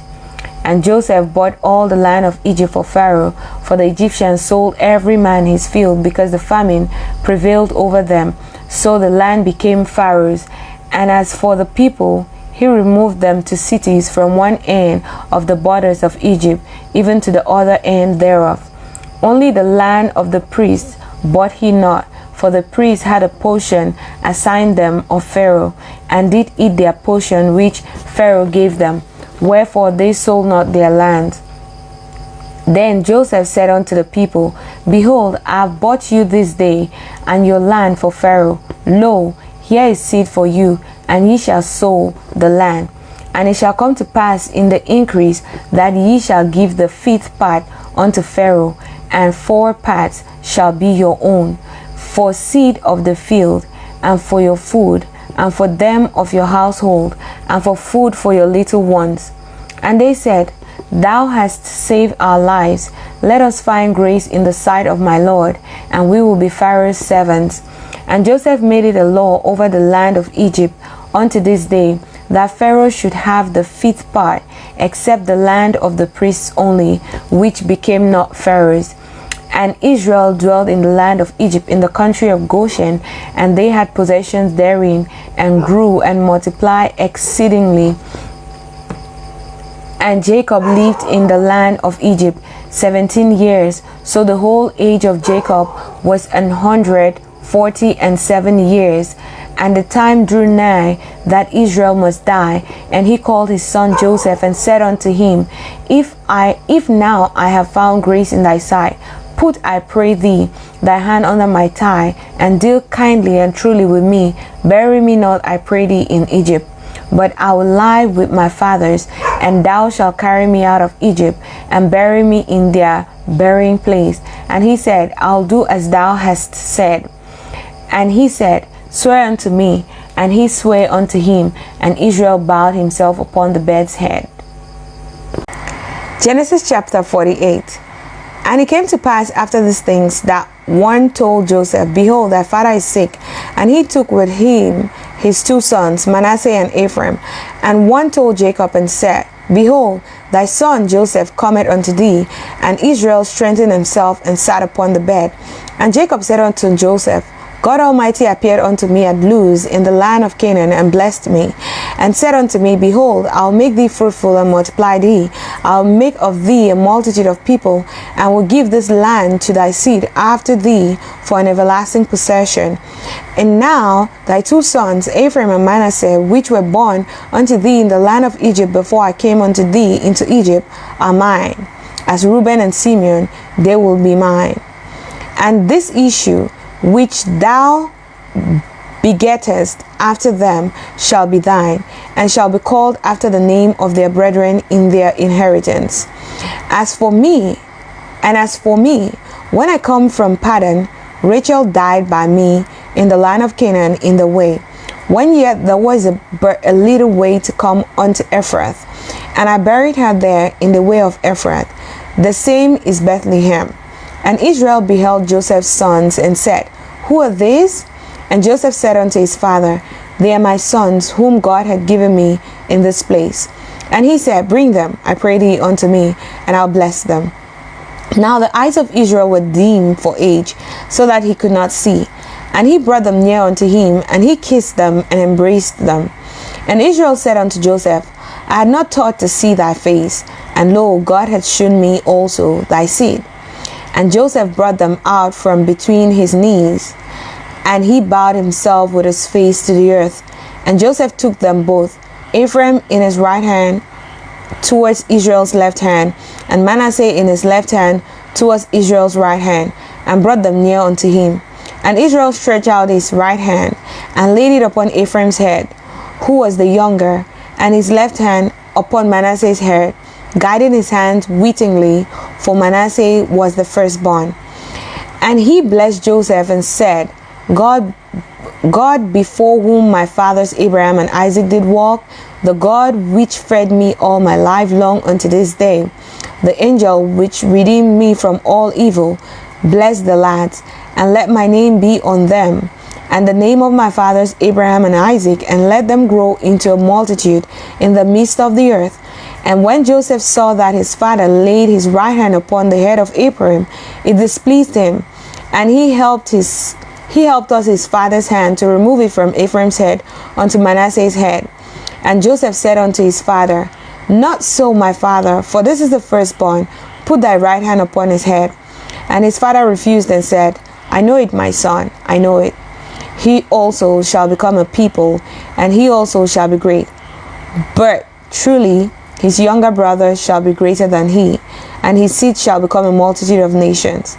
And he blessed them that day, saying, In thee shall Israel bless, saying, God make thee as Ephraim and as Manasseh. And he set Ephraim before Manasseh. And Israel said unto Joseph, Behold, I die, but God shall be with you, and bring you again unto the land of your fathers. Moreover, I have given to thee one portion above thy brethren, which I took out of the hand of the Amorite with my sword and with my bow. Genesis chapter 49. And Jacob called unto his sons and said, Gather yourselves together, that I may tell you that which shall befall you in the last days. Gather yourselves together and hear, ye sons of Jacob, and hearken unto Israel your father. Reuben, thou art my firstborn, my might, and the beginning of my strength, the excellency of dignity, and the excellency of power. Unstable as water, thou shalt not excel, because thou wentest up to thy father's bed, then defilest thou it. He went up to my couch. Simeon and Levi are brethren, instruments of cruelty are in their habitation. O my soul, come not thou into their secret, unto the assembly, mine honor, be not thou united. For in their anger they slew a man, and in their self-will they dig down a wall. Cursed be their anger, for it was fierce, and their wrath, for it was cruel. I'll divide them in Jacob, and scatter them in Israel. Judah, thou art he whom thy brethren shall praise. Thy hand shall be in the neck of thine enemies. Thy father's children shall bow down before thee. Judah is a lion's whelp. From the prey, my son, thou art gone up. He stooped down. He couched as a lion, and as an old lion, who shall rouse him up? The the scepter shall not depart from Judah, nor a lawgiver from between his feet, until Shiloh come, and unto him shall the gathering of the people be, binding his fall unto the vine, and his asses scald unto the choice vine. He washed his garments in wine, and his clothes in the blood of grapes. His eyes shall be red with wine, and his teeth white with milk. Zebulun shall dwell at the haven of the sea, and he shall be for a haven of ships, and his brothers shall be unto Zidon. Issachar is a strong ass cutting down between two burdens. And he saw that the rest was good, and the land that it was pleasant, and bowed his shoulders to bear, and become a servant unto tribute. Dan shall judge his people, as one of the tribes of Israel. Dan shall be a serpent by the way, and adder in the part, that biteth the horse heels, so that his rider shall fall backwards. I have waited for thy salvation, O Lord. God, a troop shall overcome him, but he shall overcome the last. Out of Asher his bread shall be fat, and he shall yield royal dainties. Naphtali is a hind let loose, he giveth goodly words. Joseph is a fruitful bowl, even a fruitful bowl by a well, whose branches run over the wall. The archers have sorely grieved him, and shot at him and hated him. But his bow abode in strength, and the arm of his hands were made strong by the hands of the mighty God of Jacob. From thence is the shepherd, the stone of Israel, even by the God of thy father, who shall help thee, and by the Almighty, who shall bless thee with blessings of heaven above blessings of the deep that lieth under, blessings of the breast and of the womb. The blessings of thy father have prevailed above the blessings of my progenitors unto the utmost bound of the everlasting hills. They shall be on the head of Joseph, and on the crown of the head of him that was separate from his brethren. Benjamin shall raven as a wolf. In the morning he shall devour the prey, and at night he shall divide the spoil.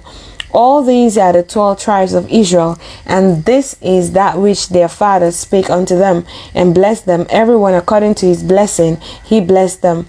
And he charged them and said unto them, I am to be gathered unto my people. Bury me with my fathers in the cave that is in the field of Ephron the Hittite, in the cave that is in the field of Machpelah, which is before Mamre, in the land of Canaan, which Abraham bought with the field of Ephron the Hittites for a possession of a burying place. There they buried Abraham and Sarah his wife. There they buried Isaac and Rebekah his wife. And there I buried Leah. The purchase of the field and of the cave that is therein was from the children of Heth.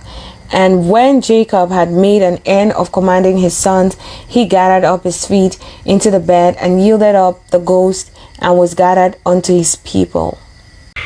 Genesis chapter 50. And Joseph fell upon his father's face, and wept upon him, and kissed him. And Joseph commanded his servants, the physicians, to embalm his father, and the physicians embalmed Israel. And 40 days were fulfilled for him, for so are fulfilled the days of those which are embalmed. And the Egyptians mourned for him 70 days. And when the days of his mourning were past, Joseph spake unto the house of Pharaoh, saying, If now I have found grace in your eyes, speak, I pray you, in the ears of Pharaoh, saying, My father made me swear, saying, Lo, I die in my grave, which I have digged for me in the land of Canaan, there shall thou bury me. Now therefore let me go up, I pray thee, and bury my father, and I will come again. And Pharaoh said, Go up and bury thy father, according to as he made thee swear. And Joseph went up to bury his father, and with him went up all the servants of Pharaoh, the elders of his house, and all the elders of the land of Egypt, and all the house of Joseph, and his brethren, and his father's house, only their little ones, and their flocks, and their heads, they left in the land of Goshen. And there went up with him both chariots and horsemen, and it was a very great company. And they came to the threshing floor of Atad, which is beyond Jordan, And there they mourned with a great and very sore lamentation. And he made a mourning for his father 7 days. And when the inhabitants of the land, the Canaanites, saw the mourning in the floor of Atad, they said, "This is a grievous mourning to the Egyptians." Wherefore the name of it was called Abel-Mizraim, which is beyond Jordan. And his sons did unto him according as he commanded them. For his sons carried him into the land of Canaan, and buried him in the cave of the field of Machpelah, which Abraham bought with the field for a possession of burying place of Ephron the Hittite, before Mamre. And Joseph returned into Egypt, he and his brethren, and all that went up with him to bury his father, after he had buried his father. And when Joseph's brethren saw that their father was dead, they said, "Joseph will peradventure hate us, and will certainly requite us all the evil which we did unto him." And they sent a messenger unto Joseph, saying, "Thy father did command before he died, saying, So shall he say unto Joseph, Forgive, I pray thee now, the trespass of thy brethren, and their sin, and they did unto thee evil. And now we pray thee, forgive the trespass of the servant of the God of thy father." And Joseph wept when they spake unto him. And his brethren also went and fell down before his face. And they said, "Behold, we be thy servants." And Joseph said unto them, "Fear not, for I am in the place of God. For am I in the place of God?